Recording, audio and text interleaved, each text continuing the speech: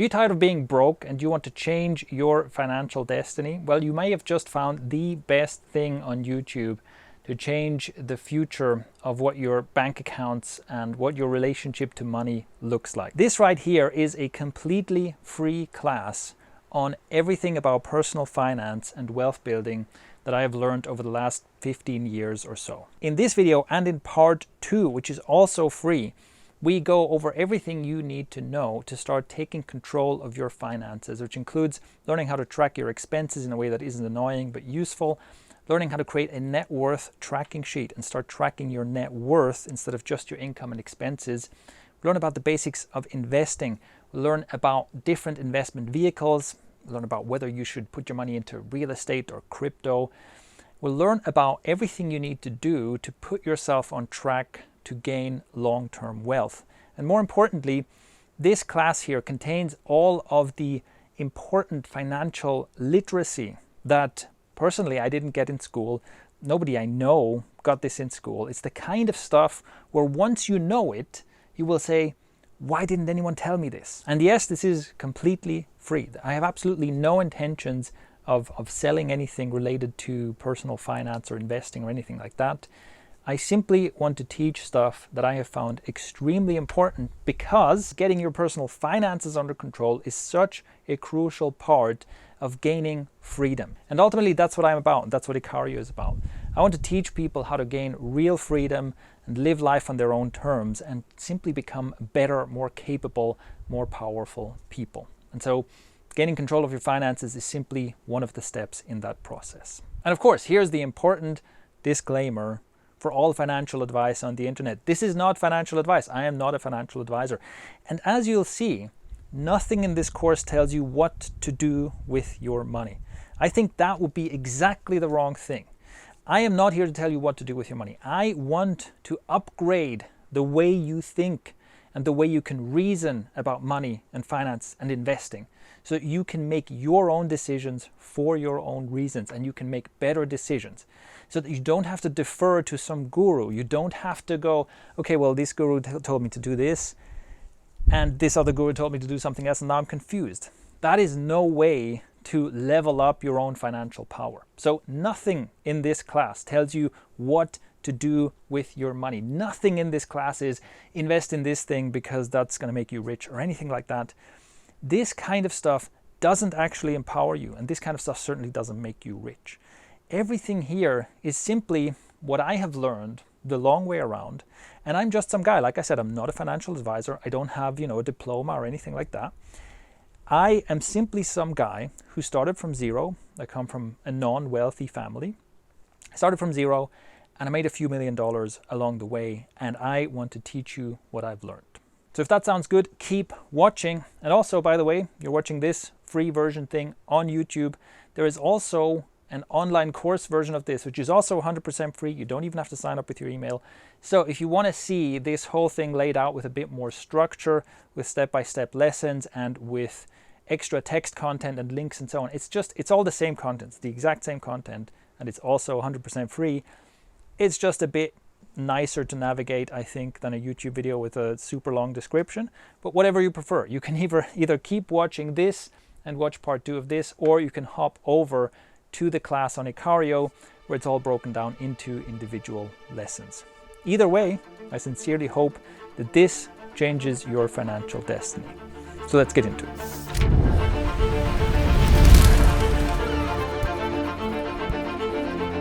In this lesson, let's start with something very practical. Here are the first 2 steps, 2 things that you can start doing right now that I think no matter who you are, no matter where you start, these are the first 2 steps to building wealth. And these are also, when I look back at my own history, these are 2 things that I'm extremely grateful now that I started doing many, many years ago. So let's go right into it. I also want to make it clear here, when it comes to money, knowledge really is power more than in many other fields. So we are going to talk about essentially knowledge and strategies and concepts that are very useful to know for wealth building. I really like to keep things as practical as possible, but when it comes to this specific area of life, I think here there is going to be more theory, because more theory really holds more power here. But as always, it's only useful when that theory, when those ideas, those concepts actually translate into action. And so let's start with action right away before we go into the more conceptual and abstract stuff. So step one, the first thing to do is start tracking your expenses and do it manually. And to make it even more practical, here's what I recommend. There's many ways to do this. Obviously, what I recommend is that you use this app called Toshal Finance. And this is an app that you can get on your iPhone, Android phone. There's also a web app. So basically any device you can access this app with. I've tested a whole bunch of them. This is my favorite one for many reasons. And, to not take up too much of your time, I'm not going to go into like a long review or pros and cons or anything like that. Obviously, if you want to use something else, that's fine. The important thing is that you manually track every time you spend money. And so specifically the way you do that is you whip out your phone whenever you've spent money on anything and you enter the amount of money you've spent. I recommend using Toshal for this, and let me just give you a quick demo to give you a sense of how this works.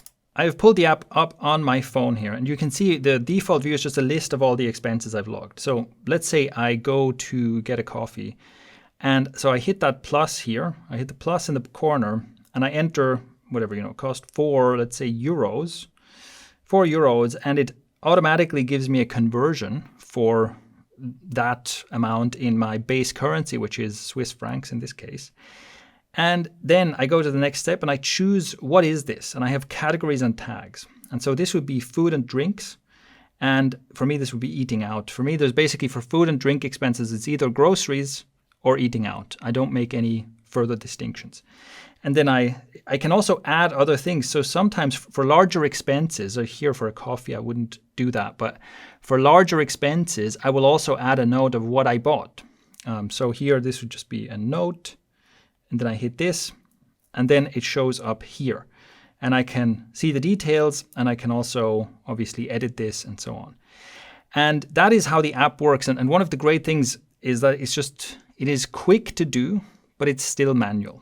So let's go into this view again. Just have another euro here. I have some categories here and some of them, by the way, I don't use anymore. So the business expenses that you see here, I have stopped using that. That's from a long time ago. I should actually probably remove that tag or that category. I don't use that anymore. Generally, I use only like 5 categories: food and drink, transport, leisure. I also have health, home and utilities, tech and gadgets, education, gifts, taxes. These are basically mostly the categories I use here. And like I said, mostly you're using like 3 to 5, and then there's a few more that you use rarely, like taxes doesn't happen that often. And then tags, the same thing. I generally just use 1 tag per expense to keep things simple. And also I just try to keep it to a minimum, right? I don't want this to be overly complicated. It should be something that gives me a useful and compact overview. Like I said, there's also a web app version of this, and here's what that looks like. And you can also log your expenses just the same. And you can also get reports. You can get that on the web app or on your phone as well.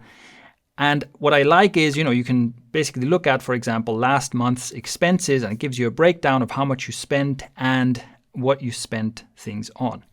So that is the Toshal app, and that's the one I've been using for many, many years. Now, here's a question that I'm sure is going to come up, or an objection, right? You're probably thinking, hold on, Shane, there's a way easier way to do this, right? My banking app gives me an automatic breakdown of my expenses, or especially, it depends on where you are, right? Especially if you're in the United States, there are many services that are available, or, like I think mint.com, for example, is one where you can connect it to all of your bank accounts, all of your cards, and it automatically categorizes your expenses and gives you the breakdown and so on. And there's actually many apps like that. Like I said, mainly in the United States, depending on your country, you might have lots and lots of ways to do this automatically or not so much. That's really specific to different nations. However, what I want to say here is, it is very deliberate that I'm saying you should track your expenses manually. Do not use an automatic system. I mean, you can use an automatic system, but still track your expenses manually. And okay, why would that be? Why am I, basically telling you to do something in a more complicated way when there are automatic solutions? The key idea here is friction. In principle, it works like this. The more friction there is to any behavior, the less likely we are to do it. And the less friction there is, the more likely we are to do it. This is an extremely powerful principle of human behavior. And in case you're not familiar with it, there's a blog post on the Icario blog called Whole Food Island. And this is a story, essentially, that gives you, like most people who read this have kind of an aha moment about just how powerful this principle is, because I think generally we totally underestimate this. Adding and removing friction in order to manipulate human behavior is such a powerful principle that many of the world's wealthiest companies are basically built on that, right? Tech companies that are successful are the ones who have mastered this and are really good at giving us an easy, quick, frictionless experience to doing what they want us to do, essentially. Now, this is well known, all right? It's well known that you can use this principle in order to change human behavior. And that means that whenever you're spending money, whoever is on the other side of that transaction, they want you to spend more money. And they're going to be very invested in making that as easy and frictionless as possible for you. And indeed, this is what has happened, right? Nowadays, we can pay for basically everything by just you just touch a card to the thing, right? Or maybe it's even your smartwatch or your phone, and everything is just easy and frictionless, right? You just boop, boop, boop, spend your money, and you don't have to think about it. You don't have to dig out cash. You're not really confronted with how much money you're spending. It's just one boop away. This is taking the friction out of the process of spending your money, which again is in the interest of the people who receive your money, but it's not in your interest. If you're skeptical about what I'm saying here, by the way, you can look at Amazon and the history of the one-click buy and how heavily they have defended that feature, because arguably it is responsible for a huge portion of Amazon's success, is the one-click buy feature.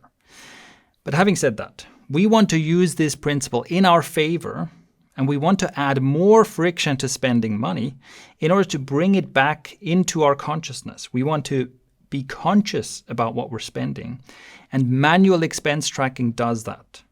So automatic expense tracking gives you, at the end of the month, maybe you check your account, right, and your e-banking interface shows you, here's how much money you spent, and here's a breakdown. And you go, oh my God, I've spent so much money. And that's, okay, maybe that nudges you to spend a little less the next month or something like that.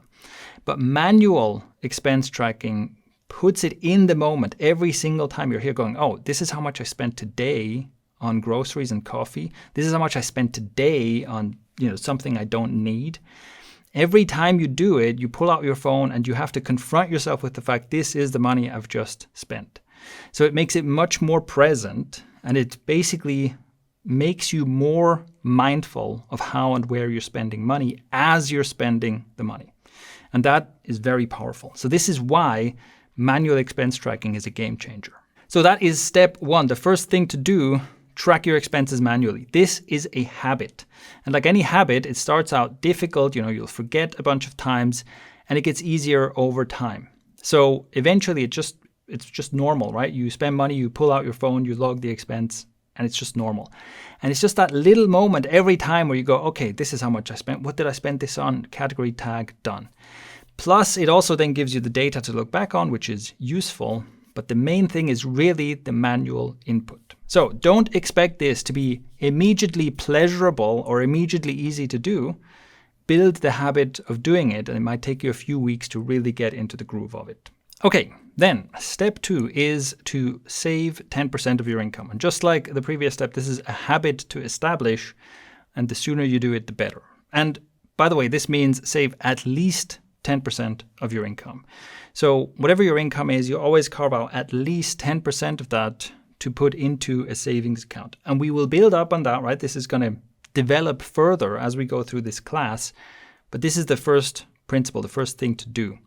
So in this case, for the exact reasons we just talked about, automatic is better.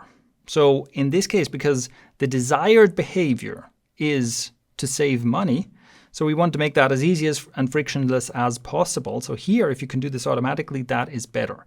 How do you do this? This really depends.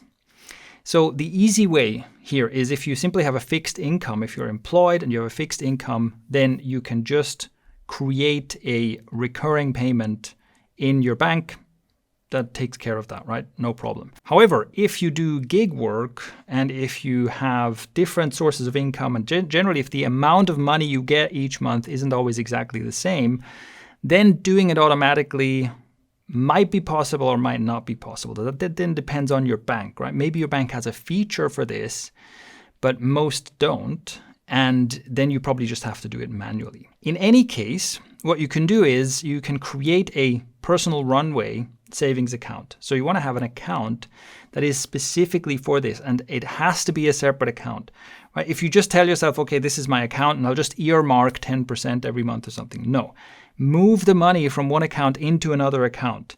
And you can create a savings account, call it personal runway, and start putting money in there. And I call it personal runway because basically you can think of it like this. You want some cash where if you lose your source of income, you have a runway. And the runway ends when you run out of money. So you want to get to the point where your personal runway is like 6 to 12 months, where you know that if I stopped generating any income right now, I wouldn't run out of cash for half a year to a year, which gives me much more time to give myself the time to find a really good job or start a new business or find new clients or whatever it is that you need to do. The longer your runway, the more leeway you have to make really good decisions when it comes to replacing your income. So that's why I call it the personal runway. Now, here, like I said, you can create a recurring payment. If you have a fixed income, you simply create a recurring payment that is for at least 10% of your income. And you can also, what I do is basically I have a reminder in my calendar that at the end of the month always reminds me, hey, today is the day to go through your accounts, to move the money into the savings account, to do all the other stuff that you do. Most of this I do manually. And so I just have a reminder for that. And one day a month, I spend a bit of time doing these things.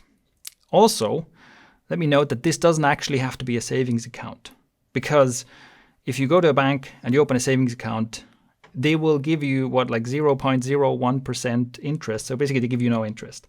And you're essentially giving the bank an interest-free loan. And there's no real benefit. There might be some restrictions, right, on a savings account and stuff like that.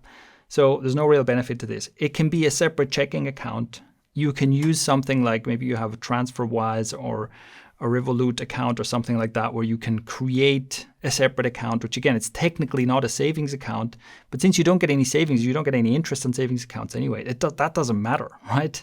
So, and we'll also get into alternatives to this as we go through this, but I'm just calling it a savings account because that's where you save money. The concept of a savings account where you actually get interest is long dead. And I don't know if it's ever going to come back. And in fact, I think that banks are going extinct. But again, we're going to get into that later on in the class. But the important thing is you have a separate place to put that money that is for your personal runway. Here, the most common objection is, of course, what if I'm broke? What if I'm extremely broke? And a couple of things about this. So I started doing this when I was very, very broke. And basically a couple of things. First, no matter what your income level is, you can survive on 90% of it. You can find a way to survive on 90% of it. I know this is true because most likely you've already been doing that. Simply because of inflation, you're already making 90% less than a couple of years ago. If you've ever had a salary that has stayed the same nominally, right, you've gotten the same number of dollars or euros or whatever every month, and you've had the same salary for like 2 or 3 years, then you're already doing this. You've already been in the situation where you basically live on 90% of your income. You just didn't notice because it was just the value of your money was inflated away. We'll talk more about inflation later as well. But anyway, basically, right, if you imagine that you were in a situation where for some reason you get a 10% pay cut, you would somehow make it work. And you can literally do this with minuscule amounts of money. So I had a savings account where the total amount in it was under $20 for an embarrassingly long amount of time. And also, what you can do and what I recommend doing if you use cash, and this is also something I did at the time just to create the habit of saving. I would use spare change and I'd put it in a jar. I literally just had a jar sitting there which was basically my piggy bank or my savings jar. I didn't buy a piggy bank because I was too frugal for that. I used a jar that I already had, and I just chuck change in there. And I do that several times a week to simply make a habit of, even if I'm just opening my wallet and there's some spare change in there, it's like 20 cents. I'm saving 20 cents. Because, yes, it's true that initially, if you have virtually no income, then it feels futile to save 10% of it because it doesn't amount to anything.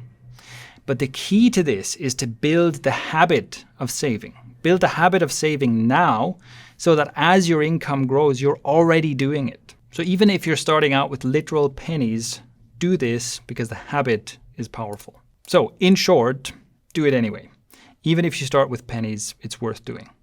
So this is, again, based on my own experience, these are two things that I'm really grateful that I started doing a long, long time ago because these habits are really valuable. And so if you want to do something similar, here is what to do next. These are basically the action steps, right? You install the Toshal app and start making a habit of manually logging all of your expenses.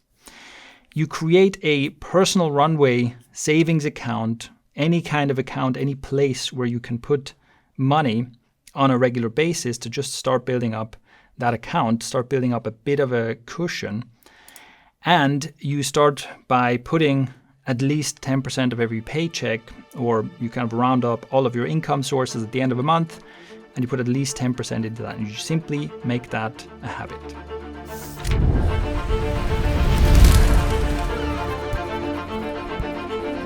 In this lesson, I want to share something about my thinking about money and how it has changed. And I want to basically give you the tools to speedrun that development, hopefully. And the basic idea here is that the worst thing to do is to play the money game, but play it poorly. So, like I said initially, the reason for me to care about money and finance and all this kind of stuff is because of freedom. And a lot of freedoms are downstream of financial freedom. I think this is not the only way to win at the game of life. And I think that you can probably opt out completely, go meditate in a cave somewhere and just kind of leave the world behind and not care about money at all. I think that's probably one way to win. But for most of us, that's not really a realistic option. And the experience I had growing up and the experience I had to learn and experience my way out of was playing the money game but poorly, which is what most people do. We are playing the game of having to earn money and using money to gain more freedom and gain the things we want, but we're playing it poorly. So you haven't successfully opted out of the game and made yourself not need money. You are still in the game of needing money, but you're not good at it. And the way what this looks like for most people is essentially they're always complaining about money. They're always having trouble where it's oh my God, I'm always out of money and I have to do work. I have to work more and I don't like it. And I would like to go on vacation, but I can't afford it and all this kind of stuff, right? There's always money troubles and money problems are happening to you all the time. That is a symptom of playing the money game, but poorly. This is kind of how I grew up as well. And this is something that I had to learn how to do differently. And my own experience here was that I basically went through 3 stages of thinking about money and mindset about money. The first is the employee mindset. The second is the entrepreneur mindset. And the third is the investor mindset. So what does this look like? The employee mindset is basically like this. First of all, there's this correlation between time and money where it's just to make more money, spend more time working. So as an employee, you're basically used to exchanging time for money. And one of the consequences of that is that you have a vague relationship to money, right? You are not connected to how is the money actually created. You're just well, I get a paycheck, right? And I guess, the work I do is somehow valuable, but it's a very vague connection between what I do and how I get paid. And basically, the bigger the business is that you work in, the more distant that connection is, where it's just hey, my job is just to show up, to clock in, to clock out, and to do what the boss tells me to do, and I get paid. There's no clear connection there, right? The other thing is that, basically this is the paycheck mindset. What you want is a consistent, reliable paycheck. I just want to know that I get the right amount every month. That's it, right? They're also very typical for an employee is that they spend what they earn, right? So you make a bit more money and you buy a nicer car. And in general, it's also the consumer mindset, right? You exchange your time for money and then you consume with that money. That's the employee mindset. And this basically can keep you stuck. Also, very typical for the employee mindset is that money feels scarce. It feels like it's hard to come by, like there's never enough of it, right? And you're much more likely to have money troubles, things are going wrong financially, than to have good fortune with money. That's the employee mindset, and that's where I started out. Next, I became an entrepreneur, and obviously this changes many things, but one of the things it changes is the way I think about and the way I saw money. And one is that there's suddenly a more direct correlation between the value you create and the money you make. So you realize that as an entrepreneur, it doesn't matter how much time I spend. My customers don't care whether I worked 40 hours or 80 hours or 100 hours this week. It doesn't factor into whether they're going to pay me or not. My customers want something of value and they either get it from me or they don't. And this means that there's now a much clearer relationship between the decisions I make and my income. It also, on the downside, there's a very real possibility that I'm getting paid nothing or almost nothing, even if I put in a huge amount of effort. But I can also see that if I make the right decisions, that is much more important than how much time I spend. It also, another thing that I think hits people when they become entrepreneurs is like the reality of the costs and complexity of running a business, right? As an employee, you can easily complain, oh, my boss didn't give me a raise. It's just not fair. This business is making so much money. Why don't I get more of it? As an entrepreneur, you can quickly realize that, and this was one of my first entrepreneurial experiences, was a business that was making hundreds of thousands per year in revenue and virtually nothing in profit. So you can experience that even a business that's making lots and lots of money can be totally broke.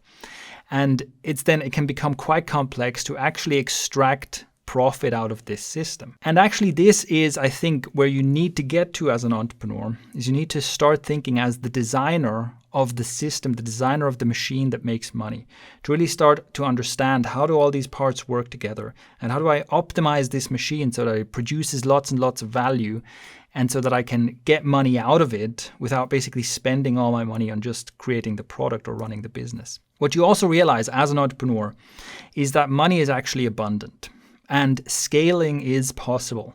And this is one of the attractive things about starting a business, is that you can build this machine, which, yes, it's very difficult to do. It takes a lot of time to build this machine, but you can get to the point where you can have 10x, 100x, 1000x the amount of money being produced without more work going into it.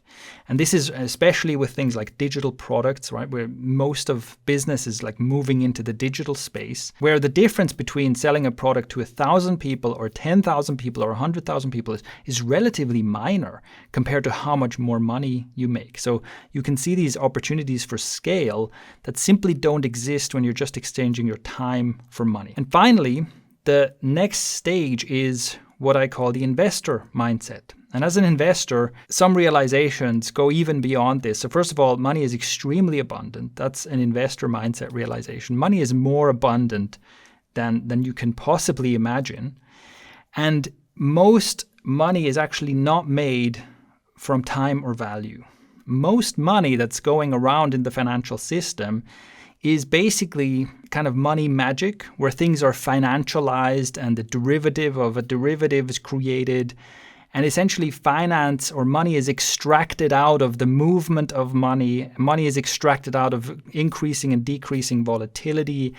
All kinds of things where it's just the movement of money creates more money. And there's layers and layers of derivatives on top of each other to create more and more money. And a lot of it is very sketchy. Right? A lot of the biggest money movements in the world are extremely sketchy, and they're only legal because A, most people don't know about them, and B, the people in charge of making the rules are either directly the same people or owned by the people who benefit the most from this activity. But most financial activity in the world where huge amounts of money are changing hands is very shady and totally removed from any real economic value or activity. This can be a little depressing and a little shocking, but it also makes you realize that if you manage to even just dip your toe into the flow of money that happens in the world, you can be extremely rich. And another thing is the realization about truly passive income. Entrepreneurs love to talk about passive income, as in, oh, I'm building this business and that's making me passive income, or I'm selling these ebooks and that's making me passive income. It's like, no, you're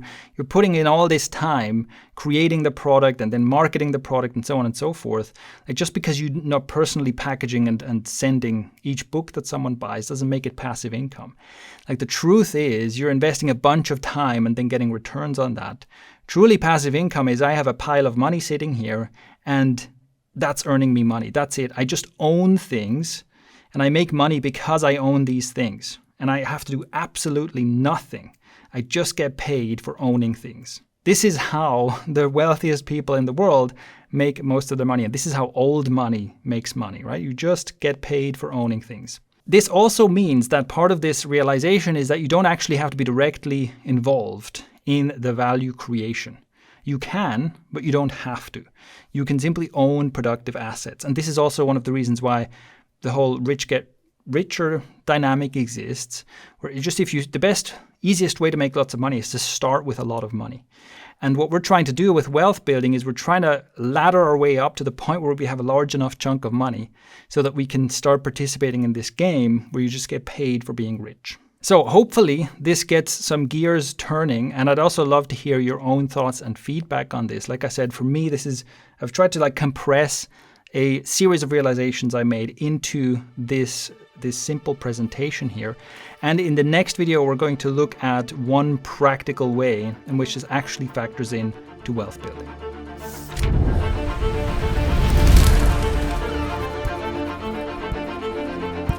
In this video, let's briefly touch on two important ideas that you may already be familiar with. So this is the kind of thing that I think everybody would know if we had, a decent way of teaching people financial literacy, but unfortunately we don't. So even though both of these ideas are fairly basic, I'm going to go through them. I'm going to go through them quickly. We're not going to spend a ton of time here. Like I said, you might be familiar with this, but also there's a good chance that you're not. And for me personally, it took me basically way too long to discover these two things, and that's why I'm including them here. So the first is to think in terms of assets. And we can think of what can you do with your money? We can think of almost different states that money can be in. The first and worst is debt. So that is negative money, right? You owe money to someone or some institution, and it is costly because you're paying interest on your debt. The longer you hold the debt, the more you owe. This is the worst situation to be in. It's basically negative money that keeps becoming more negative over time. The next thing would be an expense. So this is when you are buying something and money just goes away. And that could be something like, you pay rent. Well, basically the value of that evaporates, right? Next month you have to pay it again. And lots of other expenses are like that too. I mean, you buy food. The value of that food is basically that you can eat it once and then the value disappears. So that's a pure expense. The money's just going away.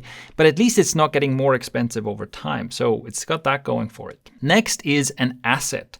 That is when you purchase something that either holds its value or the value of which appreciates over time. As an example, if we think of two expensive things that people commonly spend money on, one would be a car, the other would be a house. A car is a rapidly depreciating asset, or it's basically an expense, because the moment you drive it off the lot, it's already worth less than when you bought it 5 minutes ago, because now it's a used car, essentially. And every mile you put on it makes it worth less. Every day that it ages makes it worth less money. So a car is an expense. You pay for it, and the longer you own it, the less valuable it gets. So it doesn't hold its value. It doesn't appreciate in value. It is something that is getting less and less valuable over time. It doesn't depreciate in value as quickly as, say, food, but still, it's an expense where the value keeps going down.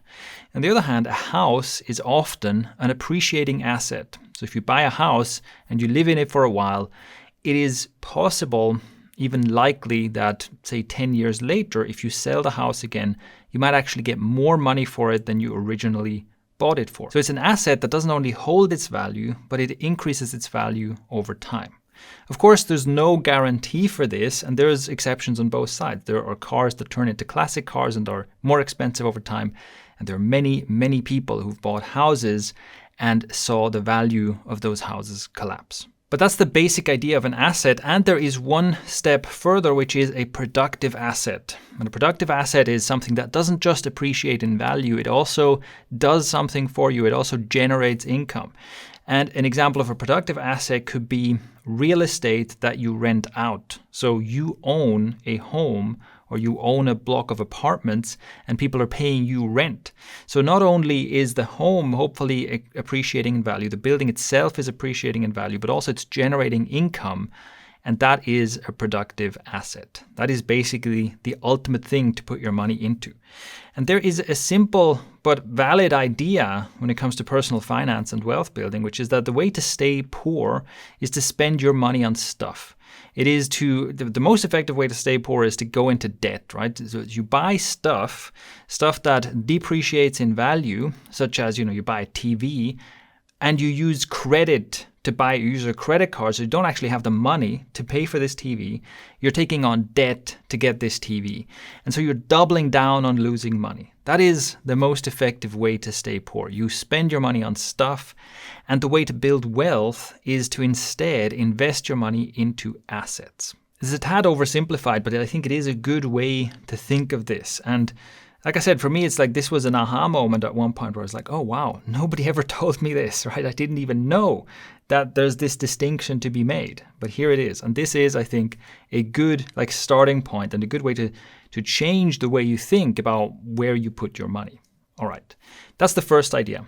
The second idea that's important is the idea of incorporating, which is to say that for anything that you do entrepreneurially or anything that you do as a creator, if you are basically you're doing something in order to generate money that is something other than being an employee, it is usually a good idea to incorporate, which basically means that an incorporation is like there's you are a legal entity, and then there's the company, the business, which is a separate legal entity, and you own this business. Now, why does this matter? As far as I know, in pretty much all regions of the world, and this is different from country to country, but as far as I know, it is generally the case that it is advantageous to have a limited liability corporation that you do business through. It is usually advantageous in terms of taxation, and it is also advantageous because you are protected. So if you are if you're doing something as a creator or as a gig worker or something like that, and you're basically doing it as a person, then if your operation loses money, then your money is on the line. It's like you directly lose money. Whereas the LLC, the limited liability corporation, basically, as the name implies, it limits your liability, where you can run this business and you can build up your personal wealth from taking profit from the business. And if something goes wrong with the business and the business goes bankrupt, you are protected from that. Nobody can come in and seize your personal assets in order to pay the debts of the business. So that is like the legal distinction here, where it gives you some protection, and it basically allows you to take risks that you wouldn't take if all of your own wealth and all of your own assets were on the line. And I also mentioned this, but again, that there's a tax reason that's pretty important. Usually you can do some form of business like as a person, right? Or you can have like a personal business or something like that. But it's usually tax advantageous. You have to get through some hurdles to do this, but it's tax advantageous to set up a corporation that you own, that you do business through. This is something that's important to look into, because even if you're a solo operator, even if you provide some kind of a service yourself, there's no one employed in this business or anything like that, or even if you're a creator, maybe you have a YouTube channel or something that makes a bit of money, it is probably worth it. As soon as you get the ball rolling on some kind of an entrepreneurial income source, it's worth incorporating right away. It's probably going to be, even just because you can do more like business expense write-off stuff and you can do more of that stuff, it's worth doing that right away. And that's important to be aware of. Another reason I mention this is because what I'm talking about here in this part of the course, and in the majority of this course, I'm going to be talking about personal finance.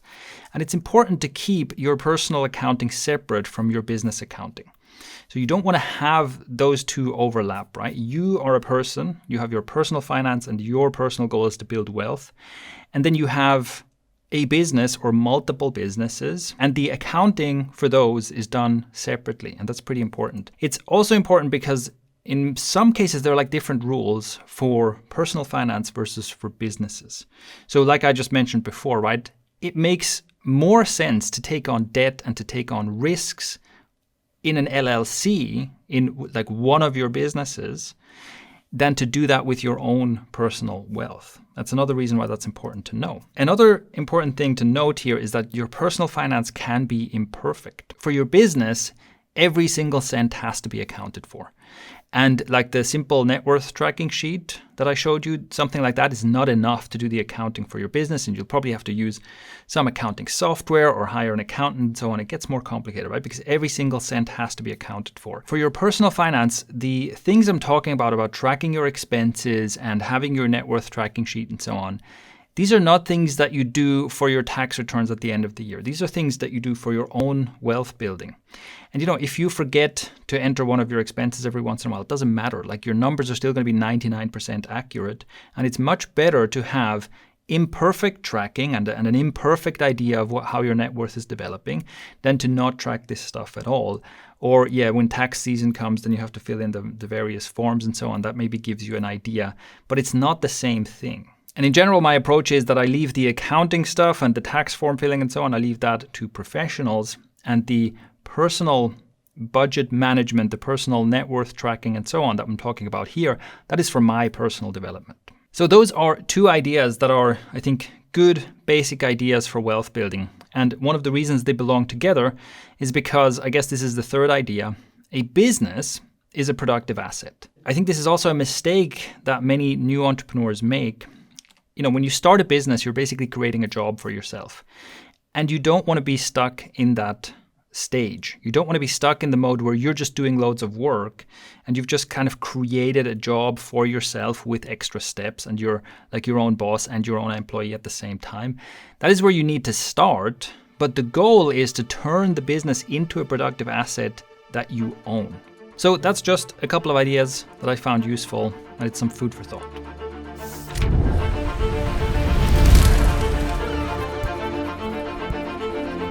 Let's go right into another practical thing to do, which is to start tracking your net worth. And this, I think, is kind of a rich people habit that is worth taking on, where generally the less wealthy think in terms of income, right? What's your salary? And the wealthier don't think in terms of income. They mainly think in terms of net worth. So that's what this lesson is about. Now, what we're going to do is basically, the idea here is pretty simple, is that you have a place where you track your net worth, and once a month you update that. So that is just like we talked about before. You can have a reminder in your calendar where, okay, now I'm going to do my transfer into my savings account. And that is also the time where you want to go through all of your accounts and update your net worth tracking sheet so that you have a place that gives you a clear look at what your net worth is and how it develops over time. And for this video, let me just show you how to do it so you get a clear idea of what this can look like. And then we'll go into the theory behind it, the underlying principles and all that. So here's an example of a basic net worth tracking sheet. And I'll link to this below. You can open this in Google Sheets and you can make a copy of it. So you can go to File and go Make Copy, and that will give you your own version of this sheet in your own Google Drive. You can also download that or convert it to something else. You can obviously also, if you want to use something else, you can create this in any spreadsheet. There's nothing complicated going on here. But this is essentially the principle. This is where to start. So the way this works is on the first of every month or on the last of every month, depending on what you prefer, you fill out these columns. And you have a column here or a row and a column for your salary. And we have the first section is all about your income. So here you enter whatever your salary is. And this obviously can be fixed or it can be variable. And you can also have multiple of these. So in the template, we just have salary and other. So you might want to insert one above here. If you have two different income sources. So I don't know, this is like gigs. You can insert that. And the other row is what I usually keep for things that just don't happen all the time. So for example, if I have, I buy a new camera, I sell the old camera on eBay, that's income, right? I sold this thing, I got $1,000 for it or something like that. That's income, but that would be other income. So that's what this row is for. So anything where you get income on a regular basis can be its own row here, and everything else where money might be coming in goes into the other row. And then here we simply have a sum of these numbers above. Then same with expenses. You can simply go to, this is where you go into Toshal, look at last month, and you just enter the total. You can expand this as well. Maybe you want to have a row with your fixed costs, right, where it's every month it's the same. You can modify this, but you can also just have a single entry, expenses, that's taken from Toshal, that's it, right? No further breakdown. Then the same here, this just summarizes what's above. Then we get to assets. And here you basically want to have a row for every account. So this is maybe your checking account. This is another checking account with a different bank, or maybe your PayPal account. Anywhere where you store money essentially should go here. This is also where you can have your savings account, like your personal runway account. And you can also have a row for cash if you have, significant amounts of cash on you. That can also be its own row. And then once again, we have a total of this. Then we have the section with debt. And here you basically have, if you owe to a person, you add that here. If you have credit card debt, you add that here. And you can also add rows here, and that summarizes it like this. And you do this every month, right? You can expand this to the right. This can just keep going to the right as time progresses. And what you have down here, the profit row, and we can click here to see what it does basically, right? It takes your total incomes minus your total expenses for that month. So that just shows you, did you spend more than you make, or did you make more than you spend? And your net worth, what this does is it takes your total assets, everything summed up that you have in your accounts, minus your total debts. And so in this case, we end up with a negative value here. And that shows you kind of the truth about what's going on with your net worth. And your incomes and expenses don't go into this calculation here. So this is essentially separate, right? This gives you a view of how your income develops and how your expenses develop. But it doesn't affect the numbers down here directly, because it affects them indirectly, right? Obviously, your income and expenses will be reflected in these accounts in the assets column. And that's why the net worth is only looking at your total assets minus your total debts. And the final thing we have here is net worth delta, which is basically the difference between this month's net worth and last month's net worth.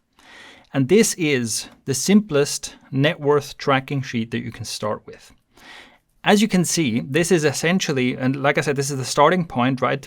As you develop, and also as we go through more parts of this course, one of the things that you might add at some point is investment.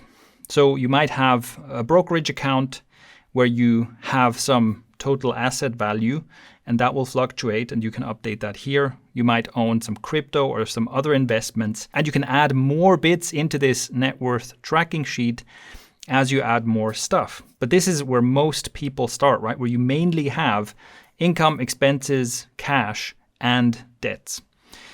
So that's what this looks like. And like I said, you can copy this below and get started. So that's the basic idea. And with that said, let me tell you a few things that I avoid doing here.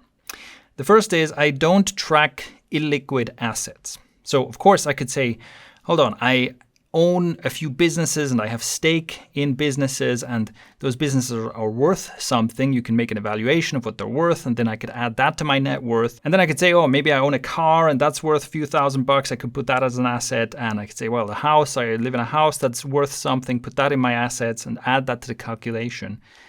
And there's two reasons why I don't do this. One is that in many cases, maybe you don't actually own your car, it's a lease, you don't actually own your house. So it's really an asset, but you have debt. You've partially paid off debt on this asset. And so you can fool yourself into thinking, oh, my net worth is great because I'm just counting all kinds of stuff as, assets towards my net worth. That is basically, I think it's just a way of fooling yourself. It's not useful. And the other reason is, of course you can say, listen, the businesses I own are a real asset, right? I'm not cheating or fooling myself if I count these towards my personal net worth. But here's the thing. The real value of an asset like this only becomes known when you actually sell it. Your business and your house and basically any other illiquid asset is only worth what the next person is willing to pay for it. And basically you don't know what that is until the time comes. My idea here is basically I just want to keep it as real as possible and as simple as possible. And this is why I don't track illiquid assets. And also on this note, this is a personal net worth tracking sheet. My business expenses and my business incomes and all this kind of stuff is done separately. And I also want to keep that separate as much as possible. This is about my personal wealth and my personal net worth. So I don't track illiquid assets. Like I said, the value of these things becomes clear when and if you sell them. And before that, you're basically fooling yourself. The other thing I don't do, and this is related, is like creative accounting. And look, I know that some people swear by creative accounting, which is to say that you play a lot with debt. And you go, well, okay, I'm going to count all of this as assets, and then I'm going to borrow against it, and then I'm going to count it as debts over here. I'm going to shuffle all these numbers around to tax optimize and so on. And also some people play with this where they basically take on loads and loads of cheap debt in some LLC or something, and they take risks with that. And again, like creative accounting to do all kinds of stuff to try and squeeze a tax savings out of it. And then, if things go wrong, that whole thing just goes bankrupt and you're personally shielded and so on. Some people swear by this, right? And I'm aware that also a lot of wealthy people do a lot of creative accounting. But personally, I avoid this as far as possible. I personally don't like debt at all, and I don't like just massaging the numbers to get some kind of a result. I like to keep things simple and in such a way that I can fully understand what's going on. Another thing to avoid is overly complicated tracking. If you type in like net worth tracking sheet or financial independence tracking sheet or something, you can find some amazing examples of dashboards that people have put together. Here's an example of one, right? Loads of graphs and all kinds of stuff. I have no doubt that this is really useful for the creator of this thing. But if you want to start with something like that, what's most likely going to happen is that you try to apply this for yourself, and then you see that there's like 100 different things you have to fill out, and you have to remove all the data that's in there and start trying to populate it with your own data. And then a bunch of stuff is not going to work because all these graphs are pulling data from everywhere, and because you didn't build it, you don't know what's going on, right? It's most likely that you're going to give up on it before it starts being useful for you because it's just too complex. And so I avoid doing that. I think that you should start as simply as possible, make a habit out of it, and then as you get used to it and as your needs change, you can make a system more and more complex. But there's no use trying to start using the ultimate tracking sheet when it's just going to cost you so much time and so much frustration that it makes it that much harder to get into the habit. So just imperfect, simple tracking to begin with, and then slowly letting it grow over time is a much better approach. So my rule of thumb here is that I want to create a system that I can fully understand. And this is also my personal approach, right? I avoid having debt. I would much rather, if I want to buy a house, I would much rather, this is why I'm an entrepreneur, I'd much rather make the money so that I can downright own this house than go through complicated debt stuff. That isn't to say that I never do any creative accounting, but I don't want to be spending my time or my brain bandwidth on it. I want my personal time spent on creative accounting to be zero. And so I do it essentially only for my businesses when there is an accountant who I know is competent and who I trust, who does it all for me. And so that has happened in the past, where my accountant just says, hey, you should do this, you should increase your salary and do this. And it's like, okay, fine. for accounting reasons, for tax reasons, do these things. Okay, fine. I just don't want to have to think about it. And this is the approach that I would recommend to most people, the exception being if you're absolutely in love with spreadsheets and numbers, right? Some people really get off on this stuff. And if that's you, then maybe there's a lot to get for you here. But if you're not super enthusiastic about spreadsheets, then keep it as simple as possible. That's my recommendation. And like I mentioned before, start simple. And yes, this tracking sheet will become more complex and you will be able to capture more of what's going on in your financial world, in your financial life in this, but you can let that grow over time. That is a much better approach. Now, so to do this is another one of these habits that I just recommend you start building right away. You click on the link below, you make a copy of this net worth tracking sheet, and you then start, if you need, right, you add your own rows, maybe you remove some rows, you make the basic adjustments for this to work for you. You change the labels to reflect your own accounts and all this kind of stuff. And then you fill it out with last month's data so that you have a starting point. And from there, you will now have an idea at the end of every month, you will have an idea of how your net worth has changed over time. And one of the advantages here is that this gives you a clearer picture of what's going on because, for example, you can't fool yourself, if you have a bunch of credit card debt or something like that, but you also have an account with some money in it, then if you don't think about it, you can fool yourself into thinking, well, I have this money, but you actually don't have this money, right? And your net worth will reflect that. Your net worth might be negative. And if you simply if you use the money in your account to pay off your credit card debt, then your net worth doesn't change. Right? You're just moving money from an asset position into a debt position and your net worth doesn't change. And this is what you should do because it is much cheaper to hold cash than to hold debt, right? If you're rolling debt forward, you're always paying more and more and more. Whereas if you just pay it off, your net worth basically stays unaffected, but you're getting that expense, that interest expense off of your plate rather. In that sense, it gives you kind of a clearer picture of what's really going on.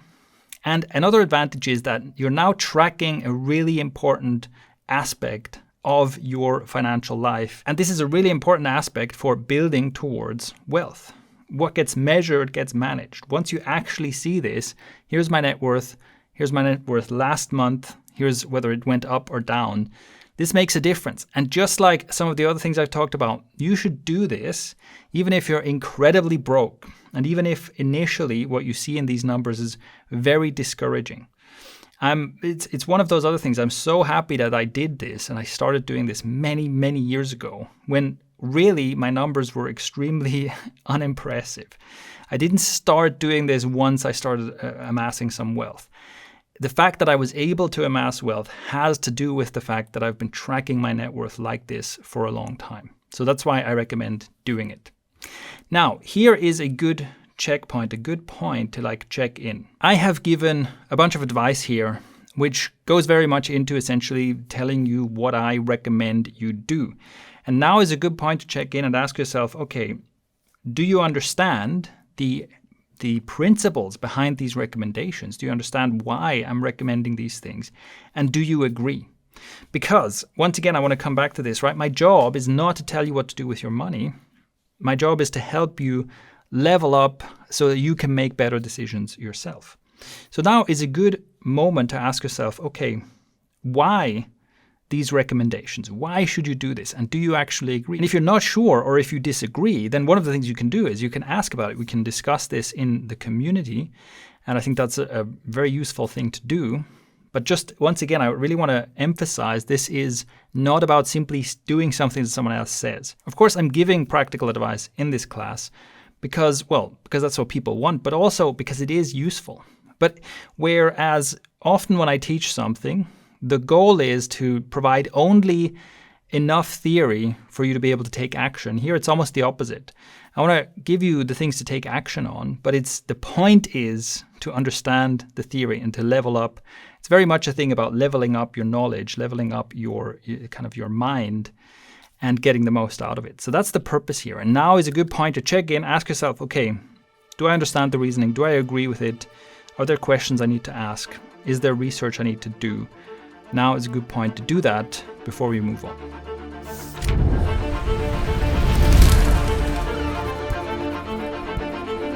So I realized that I was using the term liquidity without explaining what it is. And so let's have a quick look at what liquidity is. And I think this is a great example of financial literacy. Understanding this is just one of those things. It's like a small power up in your financial knowledge that gives you a better understanding that you can use to your own advantage. So let's talk about liquidity. What makes a liquid asset? Basically, a liquid asset is an asset that can be quickly, usually instantly, converted into another asset. So you can immediately sell it for something else. The reason this is true is because there are loads of buyers and sellers at any given time. Okay, you don't have to wait around for someone to come along who wants to buy your liquid asset. Or if you want to buy it, you don't have to go looking for a seller. You can basically always find a seller almost instantly. That is what makes liquidity. As a result of that, you also know the price of a liquid asset in real time. You don't have to guess. You basically know exactly what it's worth. And what is a liquid asset? Well, for example, it's cash, right? You can always exchange cash for something else pretty much instantly, and you always know what it's worth. You don't have to guess what it's worth. Okay, that is a liquid asset. So what is an illiquid asset? An illiquid asset is something that also has value and that you can also buy and sell, but it could take a long time to find a buyer or a seller. As a result of that, price can only be estimated because you basically only know the price of this thing once someone has actually bought it. To make this a bit more practical, let's look at two examples. An example of a liquid asset, Bitcoin, and an illiquid asset, real estate, a home, a house.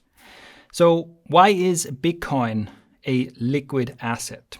It's because, first of all, you can always check the price. If you want to know how much is one Bitcoin worth right now, you can find out. And it's going to be very precise, right? The real price that you get if you sell a Bitcoin right now is going to be almost exactly what the price feed of Bitcoin shows you. And Bitcoin can be bought and sold on dozens of exchanges and apps at any time, like 24/7, right? Any time of the night or day. If you want to buy or sell Bitcoin, you always can, and you can basically do it instantly. So that is because there's all this liquidity. And one of the ways you can think of this is there can be more or less liquidity for an asset. And so with Bitcoin, if you want to buy, $1 million worth of Bitcoin, you can do that anytime, no problem. If you want to buy billions of dollars worth of Bitcoin, then you have to start looking, okay, how can I, if you do that on a smaller exchange, you might just eat up all the liquidity that exchange has to offer and not get all the Bitcoin you wanted. So you can run into the limits of liquidity, and at different times there are more or less amounts of liquidity. But again, like with Bitcoin, we're talking about billions upon billions of dollars, right? For any normal person making any kind of normal transaction, you can always find a buyer and seller of Bitcoin, and that makes it liquid. So you can always switch from, let's say, cash to Bitcoin and back at any time. A house is an illiquid asset. That's a different story because, yes, you can estimate the price. You can look at what are other houses going for in this same area. You can get an estimate of the price. But even at the best of times, it takes at least several days from going, okay, I want to sell this house to actually having money in your account, right? In the very best case, you find a buyer almost immediately, and then you have to do a bunch of paperwork and bank transfers and so on. And a few days later, the sale is actually settled. That's a big difference from an instant transaction. But that is the absolute best case scenario, because what can also happen is that someone wants to sell their house and they just can't find a buyer, right? And 18 months later, you still have a for sale sign outside and nobody has bought it. And that is then the extreme other side of liquidity. An extreme lack of liquidity is you literally can't find a buyer for years. And as a result of this, you can only estimate the price, and the true price is discovered once a sale is made, okay? So with a house, you can be in a situation where you say, my house is worth $500,000 and I want to sell it. And as a reminder, right, I don't track illiquid assets such as a house in my personal net worth. And here's why. Because I could add a house there and I could say, okay, I have, an extra $500,000 in my net worth. And then I go, okay, I want to sell this house now. And then what happens? The house has been on the market for 18 months. Nobody has wanted to buy it. And then finally, at some point later, maybe I sell it for $440,000. And this is the difference between a liquid and an illiquid asset, right? If I have $500,000 worth of Bitcoin, I can turn that into $500,000 right now. And if I have $500,000 worth of a house, maybe I can turn that into $500,000 right now. Maybe I can turn it into like $400,000 2 years from now. And that's a big difference. Of course, the opposite is also possible. As I'm recording this, housing markets everywhere are going crazy and houses are actually being sold above the list price. So the opposite can also be true. You think this house is worth $500,000 and then you sell it for $600,000. So the opposite is also true, but it's still true that the real price is only discovered once the transaction is actually made. So what are examples of liquid assets? Cash, currencies, those are liquid assets. Stocks, exchange-traded funds, index funds, etc., those are liquid assets. Crypto, that's also a highly liquid asset, at least the more popular coins. And what are illiquid assets? Things like real estate, things like your business, right? Your business has value, but it can also be harder or easier to sell it, and you might get more or less money than you expected. And in many cases, art as well. Art can have value, but it's generally pretty illiquid. So another thing to realize or to remember is that liquidity is variable. So like I said with the house example, right? Sometimes you might not be able to sell a house for 2 years. Sometimes you'll get a buyer immediately over list price. And the amount of liquidity, the amount of demand, and the amount of buying and selling happening changes over time. And that's true for all assets. So liquidity isn't just a fixed thing. It's something that changes over time. All right, so with that, you now know what liquidity is. And some of the things we talk about later will make more sense with this in context.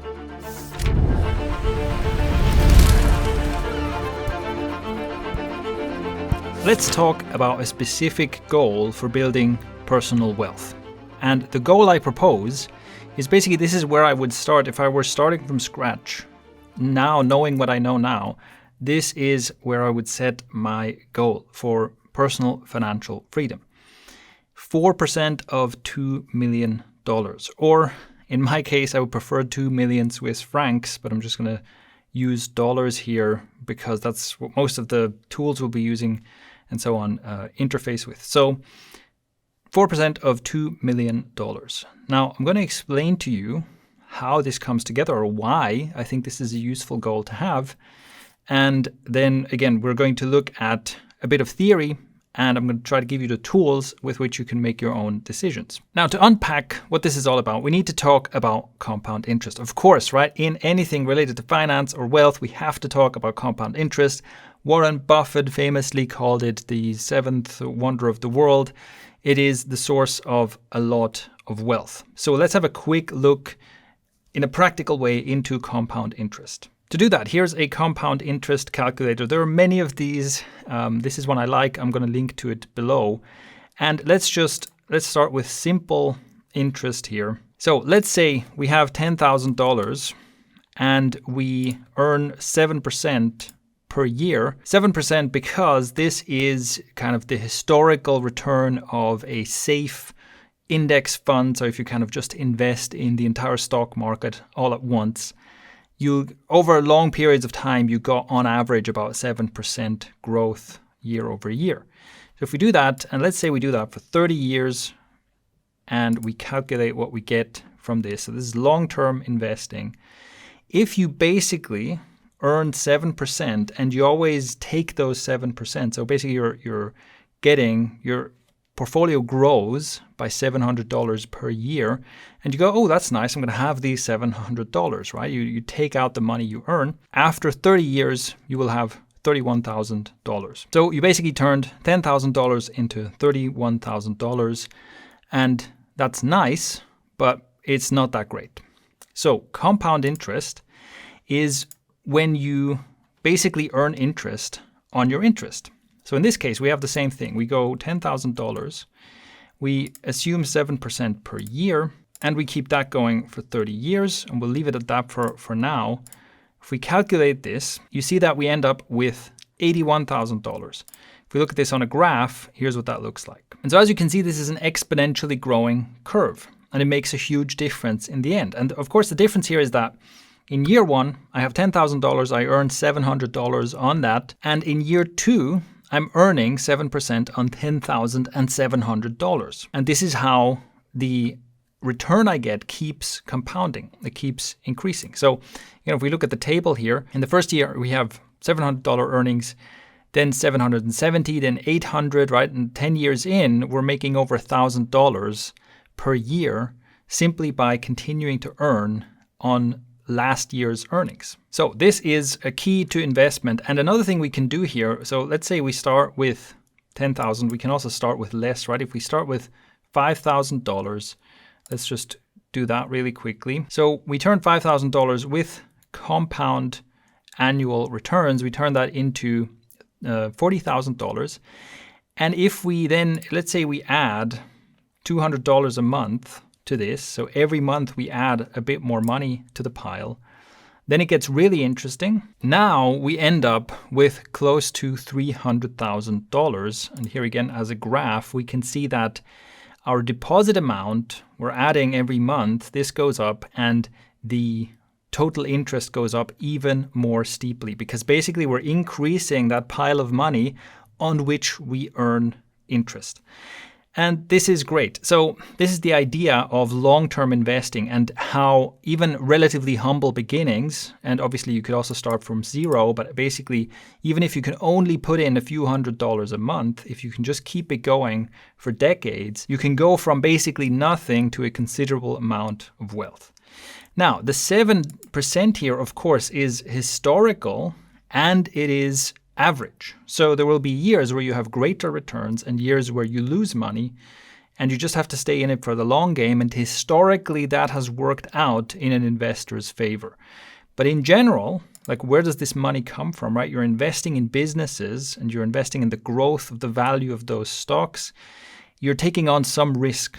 You're taking on the risk that you can lose money, and the upside is you can gain money. And that's basically always what it looks like. If there's more to be earned, if there's greater earnings to be made, then there's also a greater chance of losing money, or a greater chance of losing more money all at once. And so in general, you're always taking on some kind of a risk in order to earn interest or earn returns on your money. And this is, like, at this point, kind of old school, well-trodden financial advice is put your money into safe, broad index funds where you're essentially just investing in thousands of companies, and you're just going, look, overall the economy is going to grow. Overall, the value of these stocks is going to go up, and I'm just going to scoop a little bit of earnings off of the top. So historically, this has worked, and I think it's an important concept to keep in mind. But of course, we are going to go into more detail on this, and it's a bit more complicated in practice. But this is the basic idea, right? Compound interest can take you much further than you would think, right? You wouldn't think that you can turn $5,000 plus a few hundred a month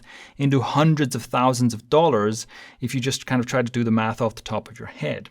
It's also important to understand compound interest because this works both ways. Your debt is also compounding, and the rate on your debt is maybe more than 7%.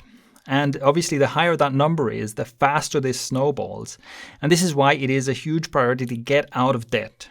And this is also one of the reasons why we want to track our net worth and make sure that we are not in a negative net worth, and make sure that we don't have costly debt on our books. Just like relatively small amounts compounded can turn into a huge pile of money, a relatively small amount of debt compounded over long enough can turn into a black hole of debt that you can never get out of. So with that said, let's address two questions here. Why, in my goal that I stated, why is it $2 million, and why 4%? And to answer that, let's go back to the calculator. So the basic idea is this. If you have $2 million, and again, we assume we have some safe investment where we can get roughly 7% interest, what we can do is we can withdraw every year. We can withdraw, let's say, 80,000. That's about 4%. We can withdraw that every year. We keep this going for however long. Let's just do 10 years of this. We calculate this. And you'll see that if we look at the table here, right, we start out with $2 million. We take out $80,000 every year, which we live off of. And on average, our balance is still growing. So our balance is still growing by a compounding 3% per year. And this is the idea. If it is indeed true that you can get an average of 7% returns on a safe investment, a kind of safe diversified investment, then it means that if you take 4% off the table every year, even if you get fewer returns, right? Even if during years where maybe you get negative returns, 1 year the return is minus 8%, another year it's plus 10%, another year it's plus 2%. If you take 4% off the table every year, on average, you're still not losing any money. You're still continually growing the pile of money that's making you more money. That's the basic idea. And so the reason this is the goal is because, well, $80,000 per year. With this money, you can live like a king almost everywhere in the world, right? There are some hotspots in the world, like highly expensive cities, where you would need more than that even to live well. But in the vast majority of the globe, you can live like a king on $80,000 per year. And so at this rate, this is basically a goal where if you have this amount of money in a safe, diversified investment, you can pay yourself an extremely good salary, and you're still making more money. You're basically living off of your money and you're still making more money with zero effort and zero time spent. And this is what true passive income looks like, right? Where you're literally getting paid to do absolutely nothing and you're still making more money. Now you're probably wondering, okay, that sounds cool. I'd love to have $2 million doing this for me, but where do I get this kind of money? And that's a good question, because the answer is probably not as an employee. Because even if you have a good salary, and even if you can save something like $10,000 per year, right? Let's say you can put $10,000 per year aside to start building this pile of money, it's still going to take a really long time to get there. We can also go back to our calculator here to find out, right? Let's say we start with 0 and let's do like 30 years. And let's say you can do a yearly deposit of $10,000.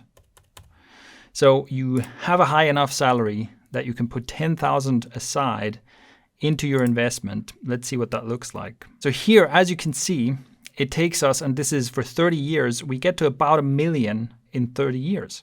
So it still takes a really, really long time. And if I'm not mistaken, I think it takes about 40 years to do this. Let's try that. So yeah, there you go. At some point, it's actually exactly 40 years. It takes you 40 years to cross $2 million. So it's still possible, right? If you have a decent salary and you can live frugally enough, but it'll take like your entire working life to get to this goal. So you can try to set this up for your kids essentially, but you don't actually get to benefit from this that much anymore. And of course, so it is possible, right? It is possible to reach this goal on a salary if you have a good salary and if you have good career growth and so on. It is possible. But as you can imagine, like, putting away $10,000 per year is very difficult to do on most salaries in most places. So what are other options that we have? One is ownership, or generally wealth is built through ownership.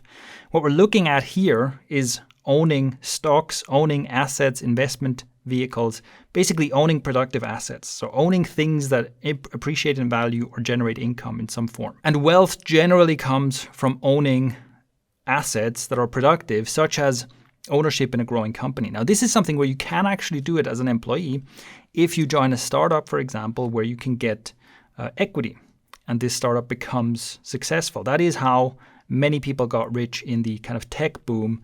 And so that is definitely still an opportunity where you can basically be in an employee role or perhaps in a partner role in a company. And of course, founding your own business, like starting your own business, is a way to make more money. And also, starting a business and then selling it can be one of the fastest ways to get there, because it can be quite difficult to build up, a small business that makes so much profit that you end up with $2 million that you can invest. But it is a much shorter road to building a business that is worth $2 million when you sell it. And it also, the two can obviously meet in the middle, right? So you generate all this revenue through your business, you take some profit, maybe you've taken, $500,000 in profit during 5 to 10 years building the business, and now you can sell the business for 1.5 million, and now you have reached that goal. So that's one way in which this kind of goal is commonly met. And another thing you can do, and this is basically more relevant the younger you are, is invest in growth. Take on greater risk with your investments for the chance of greater returns. So for example, here is tech stocks. Basically, this is growth of tech stocks. And as you can see, just very roughly, tech stocks have grown. This would be a less safe investment. You're investing in more growth. There's more downside. But if people who 5 years ago were like, yes, I think tech stocks have a lot more room to grow, and put money in there, like if we measure this, right, let's say you got in like in 2016, you have experienced like almost 300% growth. And so that's something like 60% a year or something like that in this, on average. And as you can see, sometimes the value goes down, right? You'll have some stomach churning loss moments here in this investment. But like if you called this correctly and said, I think tech stocks are going to grow faster than the rest of the economy, then we're looking at, a period of like 50% plus annual growth, where that compares to, a safe investment with like 7% growth. And of course, if you can put your money into something like this will accelerate your path on your compound returns kind of growth. This will accelerate your path and shorten the amount of time it takes very considerably. But again, you're getting this in return for greater risk. There's a greater risk that you end up losing money or making less money by taking on a riskier bet like this. And we're going to talk about this and this kind of risk management and investment a lot more. I just wanted to show this as an example because basically all three of these, what I've listed here, these are the three most common ways in which basically most of the new millionaires in the world have become millionaires through one of these ways. Right? Obviously, many millionaires are rich because their parents are rich. It doesn't count. We're not interested in that, right? We want to build wealth. And a lot of people who've built wealth in the last 20 years or so have done it through one of these three ways. So this is why I have proposed this as a personal wealth building goal. Get to the point where you can take 4% out of $2 million invested broadly, and you can live off of truly passive income. Now, I've shown you the tools. I'll also link to that below, and I encourage you to run your own numbers, to think about how much money would you want to take, how much money do you want to pay yourself, and how much money would you have to have in a roughly 7% return investment, and how long would it take you to get there? Play with these numbers and get to your own goal that makes sense for you.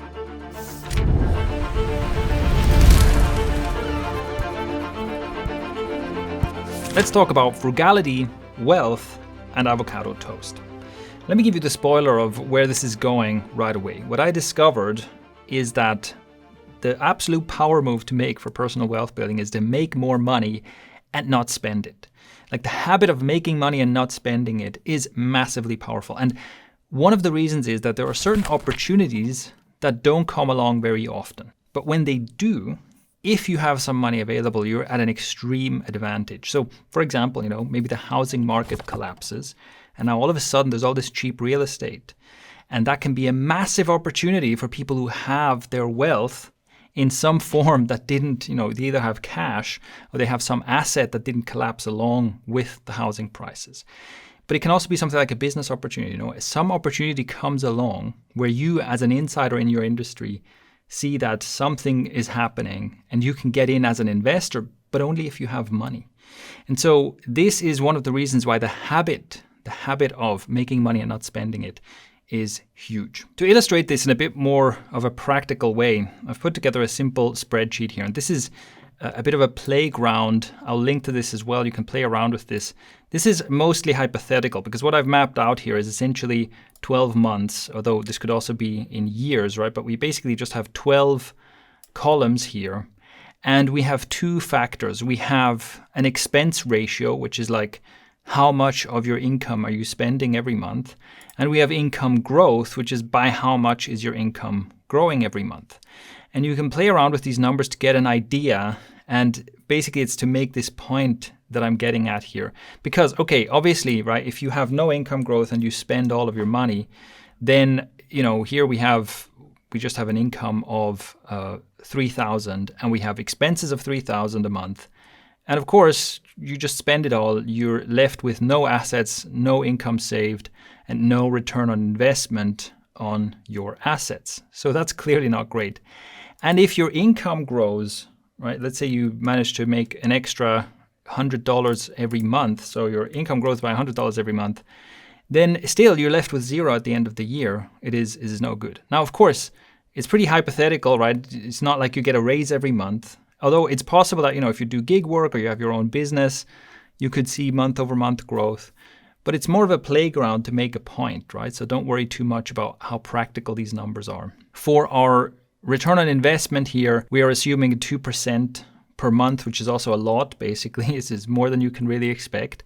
But I just added 2% so that we can actually see something happening. Because let's put our income growth to 0. And let's say what we talked about is you want to be putting away at least 10%, right? You want to be putting away at least 10% of your income. And if we assume that all of that income is going into some kind of an investment thing, again, that's a bit of an assumption here, a bit of a stretch, but let's just assume for the sake of simplicity. What we have here is this green gap. Basically, the combined red and green bar is our total income, and red is the expenses that are being subtracted from the income. So this little green sliver here is what we can save, but by saving it, this adds up, right? Every month we have the accumulated savings from the previous months, and this little sliver at the top here is our 2% return, right? Which ends up being like $80 of return in the final month of the year.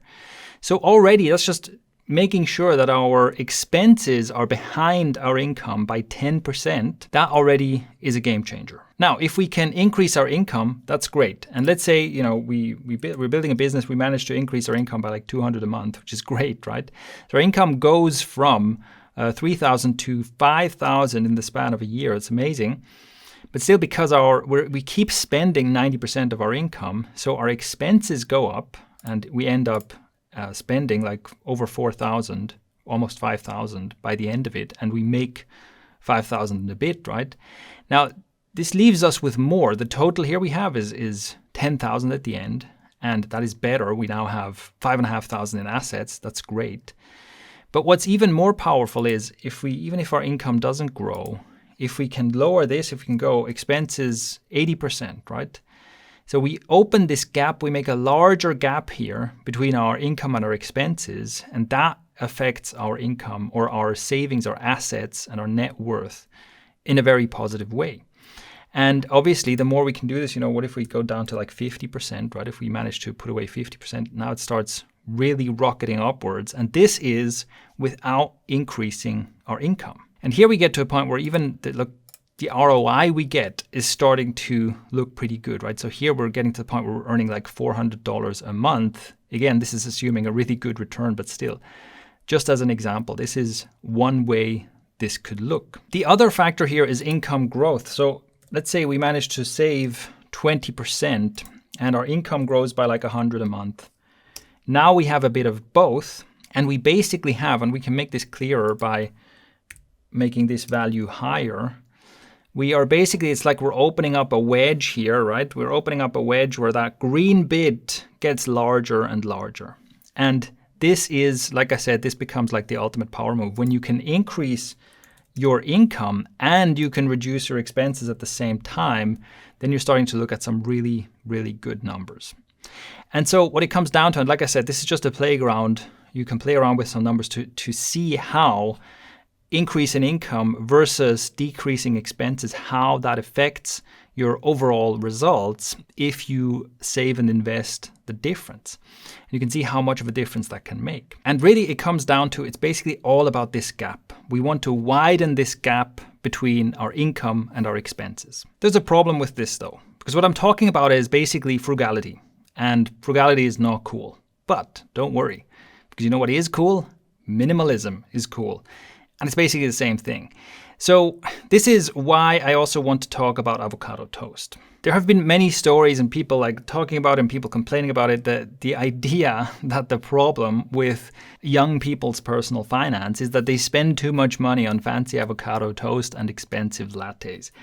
And there's a lot of talk along these lines that is basically nonsense. And there's also people who talk about personal finance, such as Ramit Sethi, who really dunk on this and point out how stupid that is.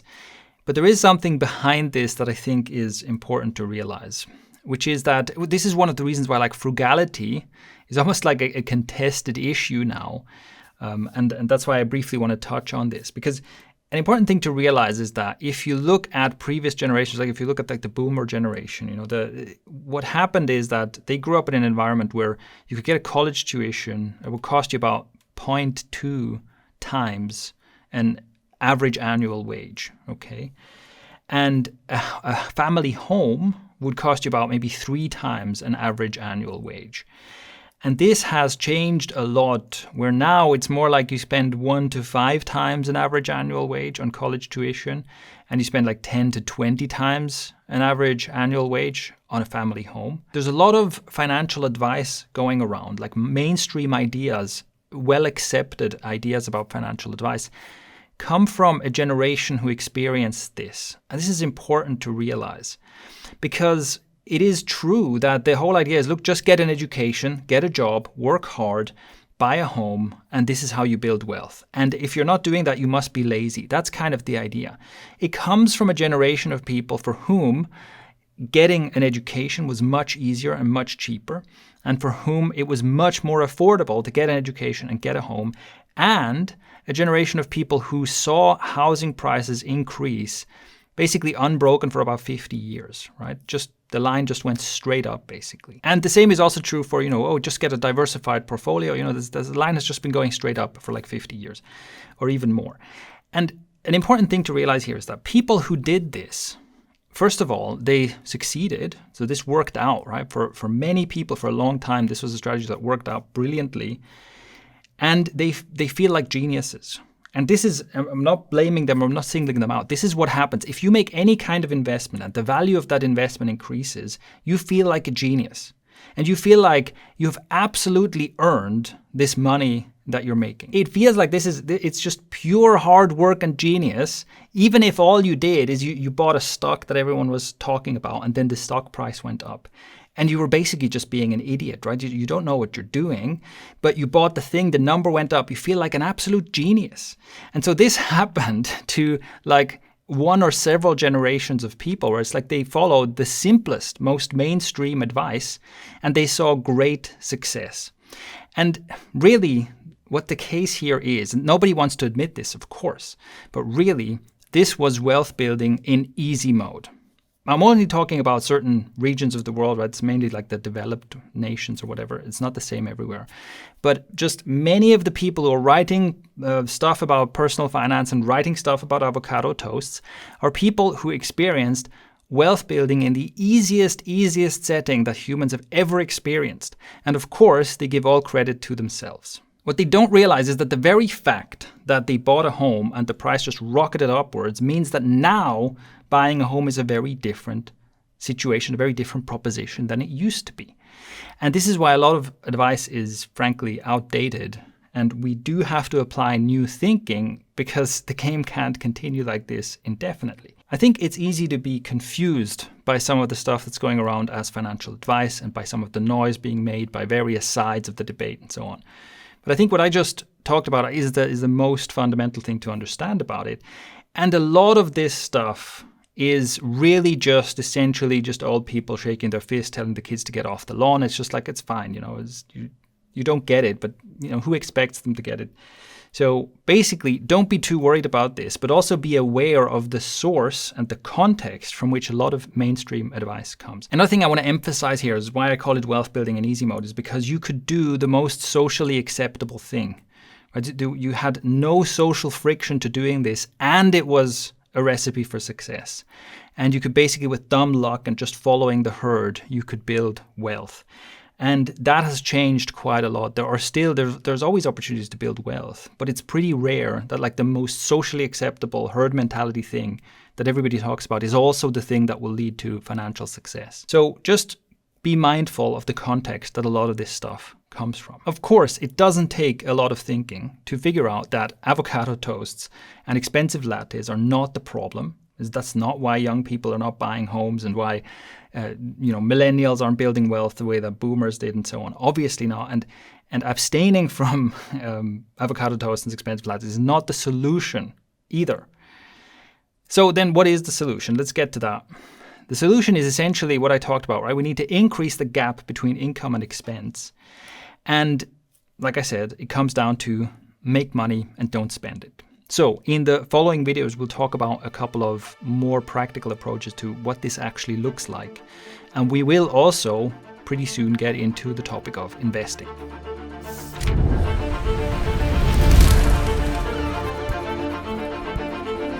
On the topic of managing our expenses, building up that personal runway, starting investing, all this kind of stuff, I talked about the power of making more money and not spending it. And here, I want to talk a bit about money, freedom, and happiness and how it factors into this. And I'll show you the trailing expenses solution that has really worked extremely well for me. And in fact, let's start with that. Let's start with a very practical example.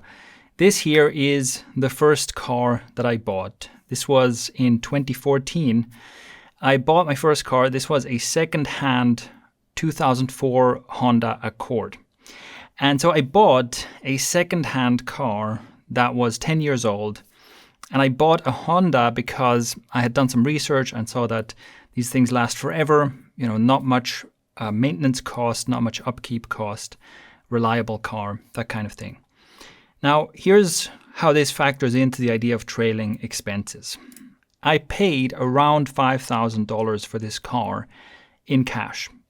And I did quite a lot of research to find what I thought was like the sweet spot of a reliable car that didn't have too many miles on it. That wasn't like, you know, so ancient and so broken down that I could get it for like $500, but then I'd have to repair it every other week.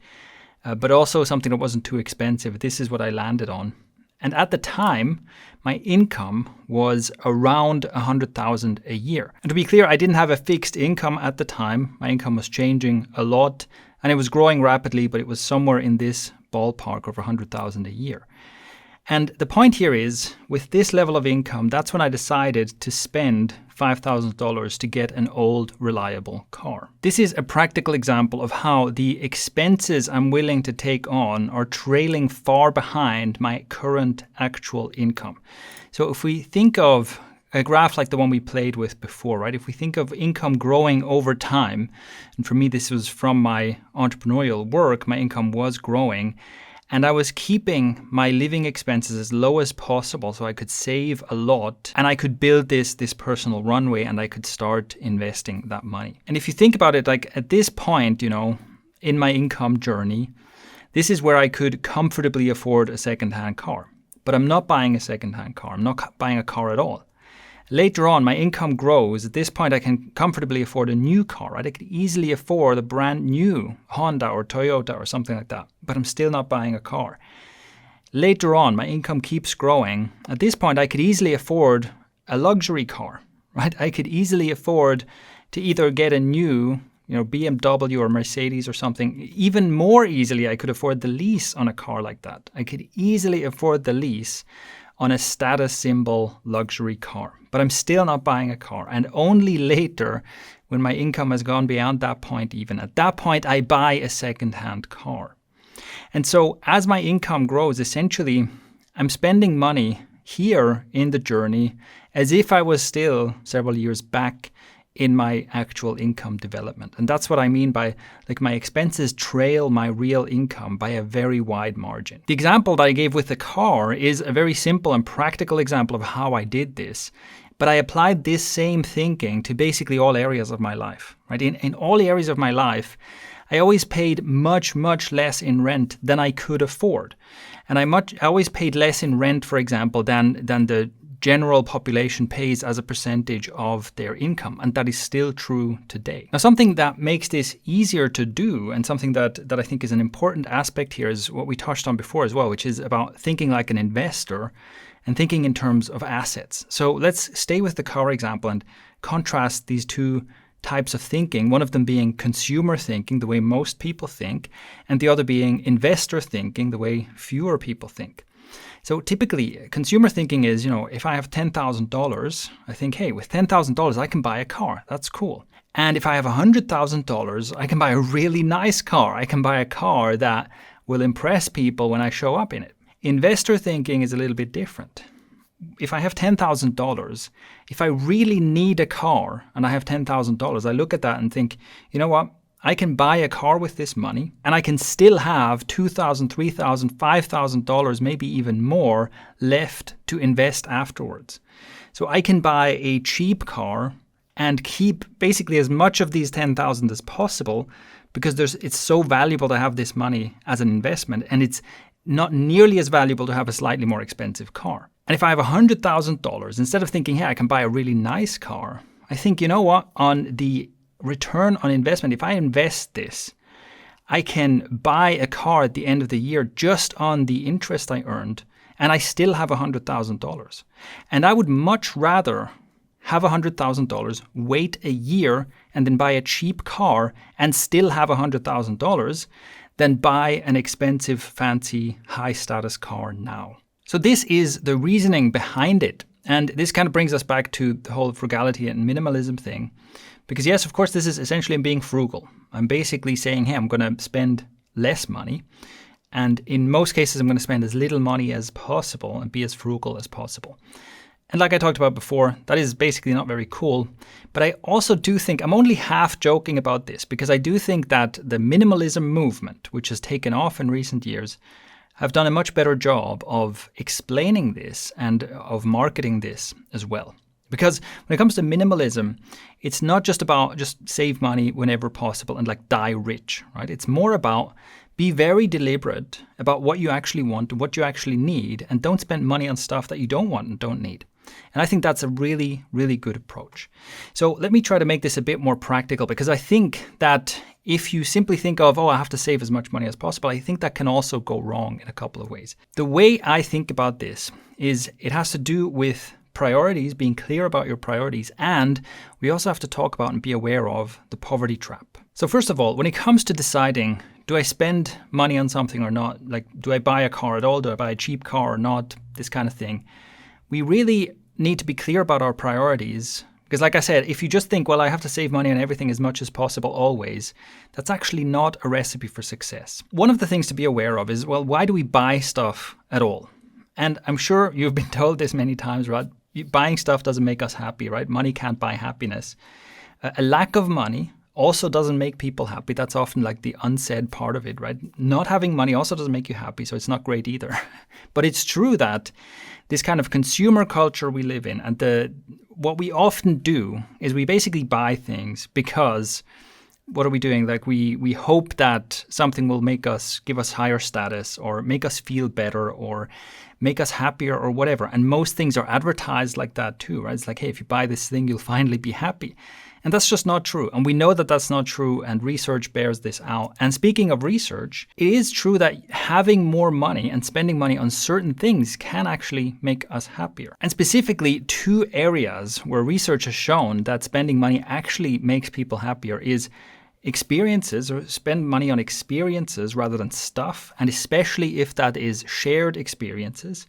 So in other words, if you go on a trip with friends, and that costs some money, that's actually money invested in something that's actually going to make you happier, that's going to give you memories that you cherish and so on. If you spend the same money on a new thing, on a new gadget, that is not going to make you happy, and it's not going to last. And the other thing is pro-social spending. So spending money on a charity that you think is really important, or even giving gifts to other people and things like that.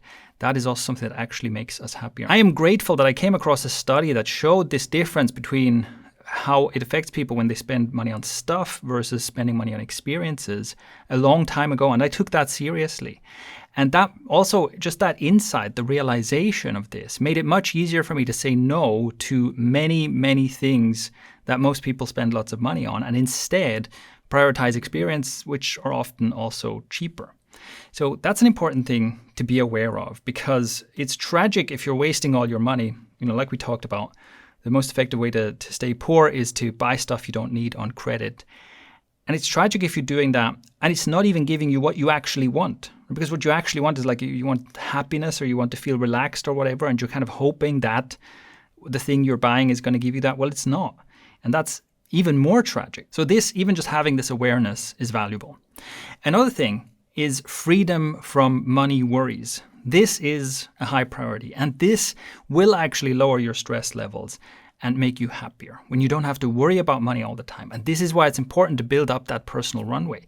So you can also think of it as, by not buying the thing, by saving money instead, or by even downgrading some parts of your lifestyle in order to be able to save more money, you are actually buying something that will make you happy, which is that security, that reduction in stress of knowing that, hey, even if I lose all of my income sources, I have a 12-month runway where I can still keep going and I can find a new income source in that time. So in that sense, you are spending, by not spending money, by putting it into savings or putting it into investments instead, you are actually spending money on something that is more likely to make you happy. So being aware of what you really want and need, and being aware of what does and doesn't give you what you want and need helps. And let's once again apply this to the example of the car. So the question here is, what do I really want or need in a car? And of course, in some situations, like some people need a car. It's like you have to have a car, otherwise you can't do your job or something like that. In my case, I wanted a car, but I really didn't need one. Right? So even though I would have preferred to have one, I could realistically look at my situation and say, you know what, I can use public transport when I need to get around. I don't actually need a car. And that's important to realize. But also, why do I want a car? What do I want in it? And one of the things is obviously the utility, being able to move from A to B in a car. It's very practical. But that's also where it's like, well, okay, but you can also use a bus or a train or a taxi, right? So maybe you don't need a car. But another thing is, well, a feeling of freedom, of being able to just hop into a car and go for a drive and not feeling like, well, I have to wait for the bus to come and whatnot, right? So it gives you a bit of freedom, and you can, and that's a legitimate thing to want. And you can ask yourself, well, how much is that worth? If I compare how much does taking public transport cost versus owning a car, and if the main thing I want is like this feeling of freedom, well, how much is that worth to me? And it's important to be aware of that. And another thing is, for me, a big reason to have a car is to have the ability to have these shared experiences, like going on a road trip with friends. And again, you can then look at that and say, well, how much is that worth to me? And can I just rent a car for when that happens and stuff like that? And by the way, for much of my life, that's exactly what I've done. I have gone on road trips and things, but I rent cars rather than own them. And then if we really examine these questions, we might find that there's something underlying, maybe part of me thinks, oh, but I really, if I show up in a Mercedes, people will finally respect me, or people will admire me, or maybe, maybe it'll help me get laid. If I show up, that hot girl at the gym might finally look at me if I show up in a Mercedes or something like that, right? And it is worth becoming aware of that, Some self-examination about this is important.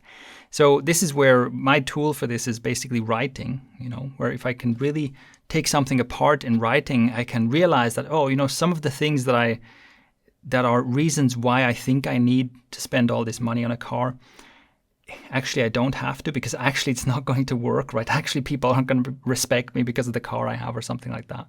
So that can also really help. And what this all comes down to is you want to get to the point where you're no longer frugal, where you're no longer like, well, I'm just saving money until the bitter end, basically. But rather you're a minimalist. You are very deliberate about, I know why I'm not spending money on this, and I know why I'm spending money on this. That is the place we want to get to. Now, here's an example of my priorities and how this has affected my spending. Again, with this idea of my expenses always trailing my income by a wide margin. But obviously, as my income goes up, I do start spending more money on things. And I want to be very clear about what are things that to me are worth spending money on and things that are not. So, number one priority for me is always freedom. I know that this is the thing that I want the most, and so this is something I will spend money on. I will spend money on something that basically gives me more freedom rather than less freedom. And this is also one of the reasons why I invested most of my money back into my own business in the early years, because I was like, look, this is my best chance of gaining full financial freedom. So I would rather just live very cheaply and just put everything into making this work, because it can give me more freedom. Next, health. For me, and I had to kind of come around to this, at some point I had to say, okay, yes, saving money is important, but what's also important to me is I want to be able to go to the grocery store and buy whatever foods I want and whatever foods are good for me and not worry about how much they cost. And I want to be able to, get a gym membership so that I can exercise, because that's good for my health and my well-being. So that's one of the next things I started prioritizing. And as my income went up, I started doing things like getting gym memberships and buying organic food and healthy food and whatever, not worrying about the price tag anymore. Next, shared experiences, like I talked about. I'm generally reluctant to spend money on stuff, and I'm much less reluctant to spend money on things like a trip with friends, a vacation somewhere with friends or something like that. Another thing that came much, much later is living space. So for the longest time, I would always just live in cheap places. I would just live in small, cheap apartments, and I know that I can perfectly happily live in a small, cheap apartment.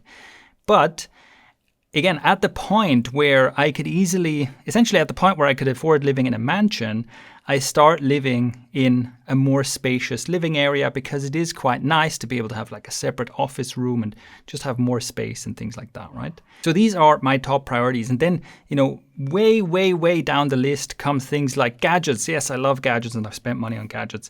Music, right? I've spent money on expensive headphones and things like that. Entertainment, convenience, all this kind of stuff. I've also generally spent more on these things over time as my income has gone up.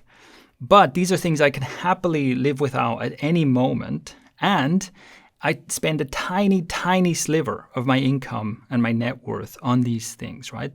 So these are basically only things that I start spending money on when I am way beyond being able to easily afford them. Now, another important thing to get to here is the poverty trap. Let's talk about the poverty trap. Here's a great quote from the Men at Arms book by Terry Pratchett, I'm not sure. But anyway, he's an amazing author. If you haven't read his stuff, probably my favorite fiction author. He talks about, one of his characters talks about boots. The reason that the rich were so rich, Vimes is the character, was because they managed to spend less money. Take Boots, for example. He earned $38 a month plus allowances. A really good pair of leather boots cost $50, but an affordable pair of boots, which was sort of okay for a season or two and then leaked like hell when the cardboard gave out, cost about $10. Those were the kind of boots Vimes always bought and wore until the soles were so thin that he could tell where he was in Ankh-Morpork on a foggy night by the feel of the cobbles. But the thing was that good boots lasted for years and years. A man who could afford $50 had a pair of boots that would still be keeping his feet dry in 10 years' time, while the poor man who could only afford cheap boots would have spent $100 on boots in the same time and would still have wet feet. This is a really apt description of the poverty trap, and a more modern version of that basically looks like that. You have long working hours and you have to work so long because you have to earn enough money to pay all the bills and the wages aren't that high. And you can't afford to live close to the workplace because prices are too high in the city center, so you have to live far away. And you have no time. You don't have no time freedom, and you can't educate yourself or start a business or something because your commute is so long. And you can't save because you have debt in order that you have to pay off the debt on your car, which you need in order to commute to work. And your income is too low, plus you don't have time to educate yourself and so on. And so you're basically stuck in this treadmill forever and ever. That is the poverty trap. Now, the reason we're talking about this is because if you're too frugal, or if you're frugal in the wrong ways, you can actually get yourself or keep yourself stuck in the poverty trap. For me, I started in save money on everything mode, right? Just save money on everything, even cheap food and everything like that. But at a certain point, it becomes important to have clear priorities and realize that it's not just about money, it's about value.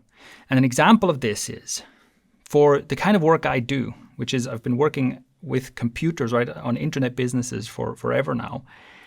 Does it make sense for me to work on a cheap old laptop, and if I have to upgrade to a super cheap ancient, third-hand laptop in order to save money?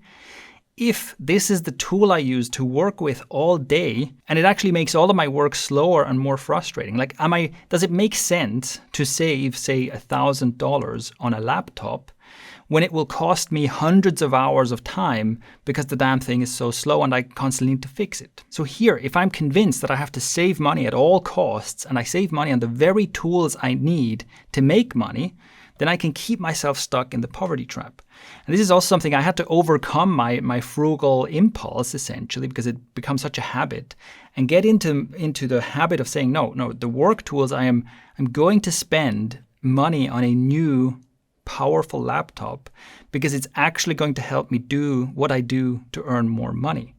So, and that's just one example, right? So here's kind of a summary of this idea, right? What we don't want to be doing is buying stuff we don't need that doesn't actually make us happy, kind of being stuck in this cycle of I feel bad, or I want something more from life. I buy things, it doesn't work, so I buy more things, right? We don't want that. That's obviously miserable. We also want to avoid spending our money in ways that digs a deeper hole into the poverty trap. But what we want to do is, first of all, spending money on anything that gets yourself out of the poverty trap. And that's things like paying off debt. That is always good to spend money on because it means that you're getting your expenses down, you're working down that snowball of debt, right? And spending money on things that are actually meaningful to us, that actually make a positive difference to our lives. This is how I think about how to prioritize what to spend and what to save on. So I hope that sparks some ideas, and I hope you can take these examples that I've given and translate them to the things that are relevant for you in your life and with your work right now.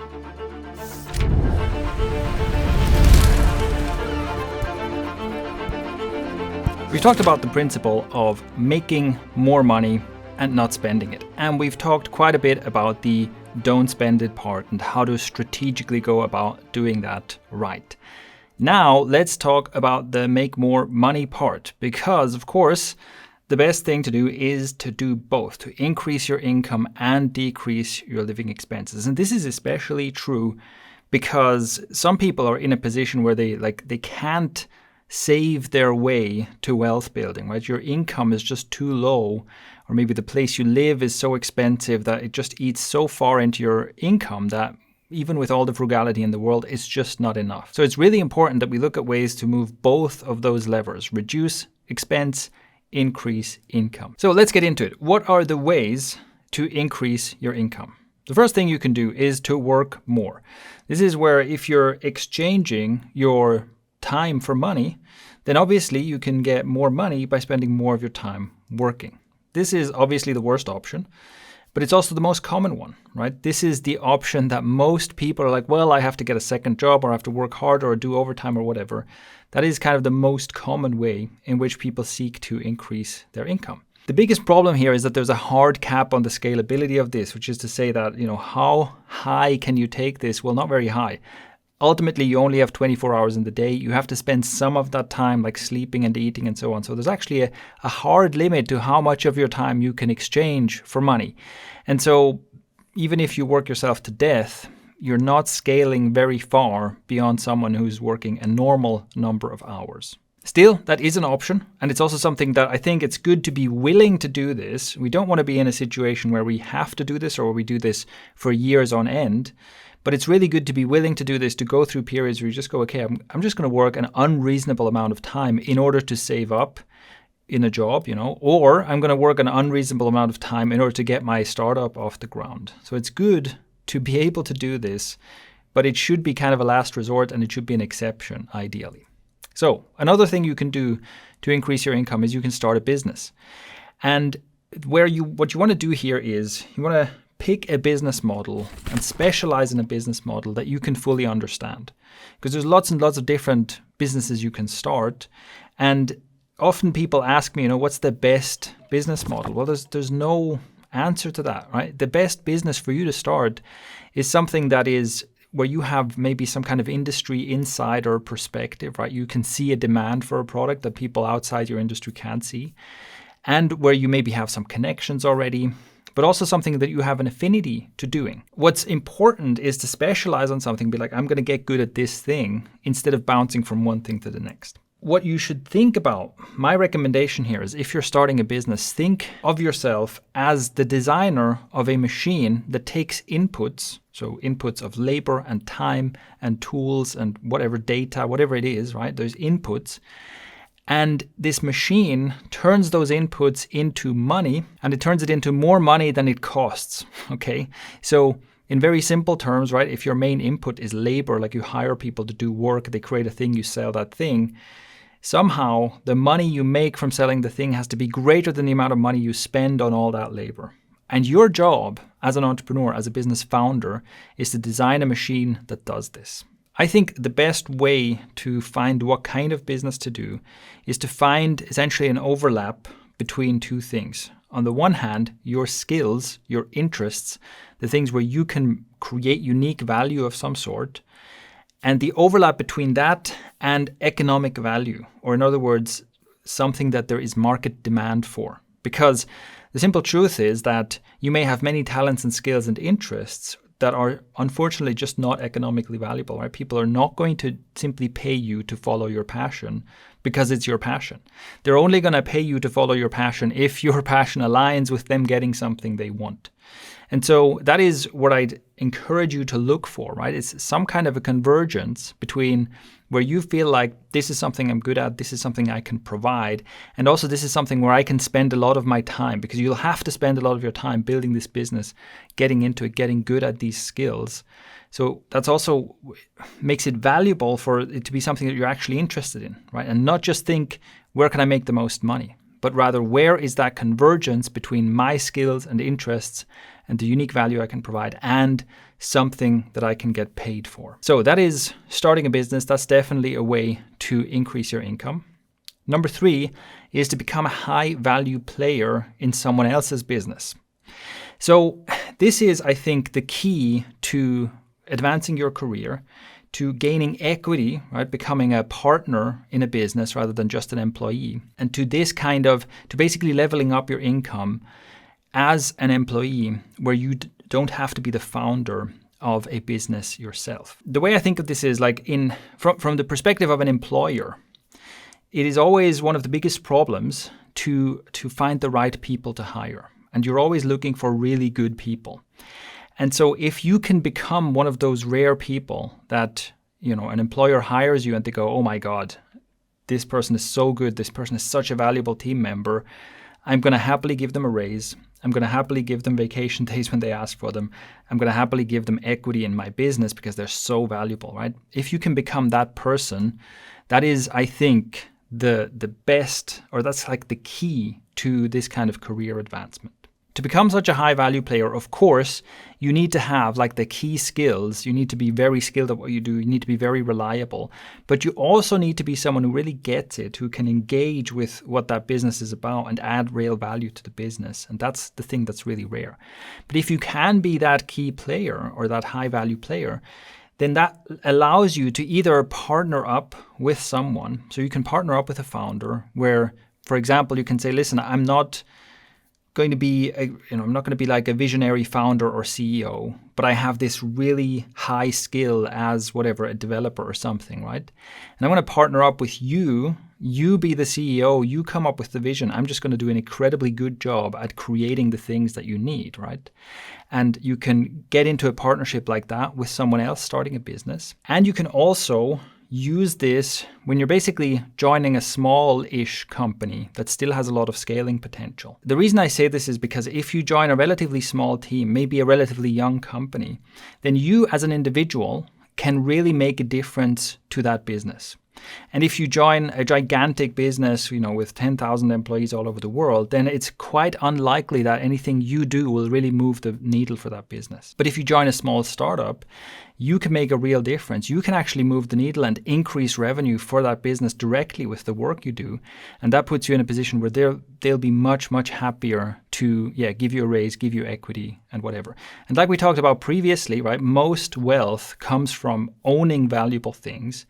And so this is one of the ways in which, from an employee perspective, you can gain ownership of something really valuable, which is a share in a growing company. And of course, what this requires is that you make a real and valuable difference to someone else's business, right? Nobody's going to just hand you a share in their growing business, just because you asked for it, or just because you tried really hard, or because you want it. This is not about coming in and being like, hey, I did a bit of good work, make me a partner. No, you have to really, really stand out and you have to really make a difference. Even if you are an amazing high value player and you do all the right things, maybe your boss is an asshole and they don't recognize your value, or they just think, oh, I'm going to exploit this person as much as possible, right? So not every employer, not every company, not every boss is worth putting this kind of effort into. And that can also be tricky. You also have to find the right business to do this. But it is a viable path, and a path that many people have taken to basically build considerable wealth and ownership as an employee. Okay, now what I also have to say about this is I know nothing about the corporate world. Everything I've talked about here is the kind of stuff that I know, which is like entrepreneurship, startups, and so on. In the corporate world, I think you can also make a lot of money. You can also have a career, but I think the rules are very different, and I can just say absolutely nothing about it. So maybe there are options there too, but they are unfamiliar to me. Now, this is all very generalized, right? And maybe you're wondering, okay, that sounds good, but like, why aren't you telling me exactly what to do to scale up my income as fast as possible, right? Well, like, which of these options should I do and how exactly do I do it? And here, the important thing to realize is that in the money game, there are thousands of ways to win and to build up your wealth, right? There are so many ways to do this. And I don't even know about most of them. Like, look, I'm an entrepreneur. I've been for a long time. But even among just business opportunities and business models, I don't know most of them, okay? There are so many different ways to succeed as an entrepreneur. And I've just specialized in, a small subset of them. So I literally can't tell you the best way or even all the ways to make this happen. For me, my path has been entrepreneurship. And specifically, I've specialized in building businesses that I think of as a direct value-based business, which is to say I create something like I look at a market of people who have some kind of a need or some kind of a problem, and I create something. Maybe it's an information product, maybe it's software, maybe it's a service, whatever. I create something that I sell to those people directly. So I basically go to a group of people and say, hey, I know you have this problem. Here's a solution. Give me money and I give you the solution. That's basically it, right? That is my business model that I've specialized in. But like I said, there are thousands of other ways to build businesses successfully. There's thousands of other models where maybe you sell to corporations, maybe you work with governments and whatnot. Like, there's so many paths. What I can say, or I can't tell you that the path that I chose is like the best path. I think it's a good path for me. So for example, creating information products is an example of me finding something where my interests and passions and unique value overlap with economic demand, because I really like to teach. And it's something that I have cultivated for a long time. So I'm good at creating like good educational content. And there's demand for certain kinds of educational content, so there's the overlap. But that doesn't mean that this is the right thing or the best thing for someone else to do. So there's really no way for me to give you like the exact or best instructions for how to do this. And I think that understanding the principles and then finding your own path is actually the best way to do it, is actually the right way to do it. One thing that I can add here is one way I think about this kind of thing is that I always want to know, how do most people fail? So when it comes to this kind of thing, building wealth, building a business, advancing your career to like a spectacular degree, this is something that most people fail at, right? Most businesses fail. Most people, everybody would like to be rich. Most people don't make it. So that's interesting to know. And under those circumstances, what I always ask myself is, why? Why do most people fail at this? Can I understand this? And what can I learn from that? Because if you go into something that most people fail at, and you just assume that, well, I'm just going to try extra hard, or things are just going to work out somehow or something like that, that's naive. Like, I know that if most businesses fail, if most business owners fail, and I try to start a business, I know that I'm most likely to fail. I'm not different, right? I'm not just like special and this isn't going to happen to me. So I want to understand why and how do other people fail at this so commonly so that I can avoid those pitfalls. But then even that is a tall order. Like, can I boil this down to just like a simple set of things like, what do most people do wrong in the pursuit of building up their income? And I think I can identify a few things. One of them is a unwillingness to take responsibility, right? Most people want permission, instructions, and assurances or guarantees. So most people as employees will be like, I want someone else to tell me what to do. I want someone else to be responsible for the outcome. I want someone else to give me exact instructions. And I want permission to do things. So once I have all these things, once I'm like maximally socially safe, and this is mostly about social dynamics, right? I want to be socially safe. I want to make sure that I'm not doing something where I could look like a fool. I want to make sure that if things go wrong, I can blame someone else. It wasn't my fault because I simply did what I was told to do, right? People look for this social safety before doing things. And so that's why most people stay stuck at a relatively low level as an employee, because they're just waiting for someone else to tell them what to do. Maybe they do this competently, but they're never like going beyond, right? Because they're never doing something that they didn't explicitly get permission and instruction to do. And also they tend to be quick to blame other people, right? Again, it's about this social thing where, oh, something went wrong. I'm suddenly totally invested in just making sure that I can somehow explain that it was someone else's fault, that it wasn't my responsibility, right? I simply want to kind of protect myself in social terms. And so I'm not going to like lean out of the comfort zone. I'm not going to do anything innovative or creative. I'm not going to take a risk where I go, okay, look, I did something different because I believe that it would work out. And if it doesn't work out, I'm going to take responsibility for that. And I think this is true among employees. And I think it's also true among entrepreneurs. But too many entrepreneurs want someone else to tell them what to do. They want someone else to tell them, here's exactly what to do. Here's the exact business model to follow. Here's the exact niche to go into. They simply don't want to take that leap, and they simply don't want to be truly responsible. So that's one thing that I think generally holds people back a lot. And another thing is like looking for the quick and easy win, right? It's like you want to become a millionaire overnight. Of course, everybody does, right? But what that turns into, like as an entrepreneur, you can very easily get distracted. You start doing one thing, and then you think, oh, maybe there's a faster way to make loads of money, and you switch to something else. And then the next thing comes along, oh, maybe I should be doing this. You switch to something else.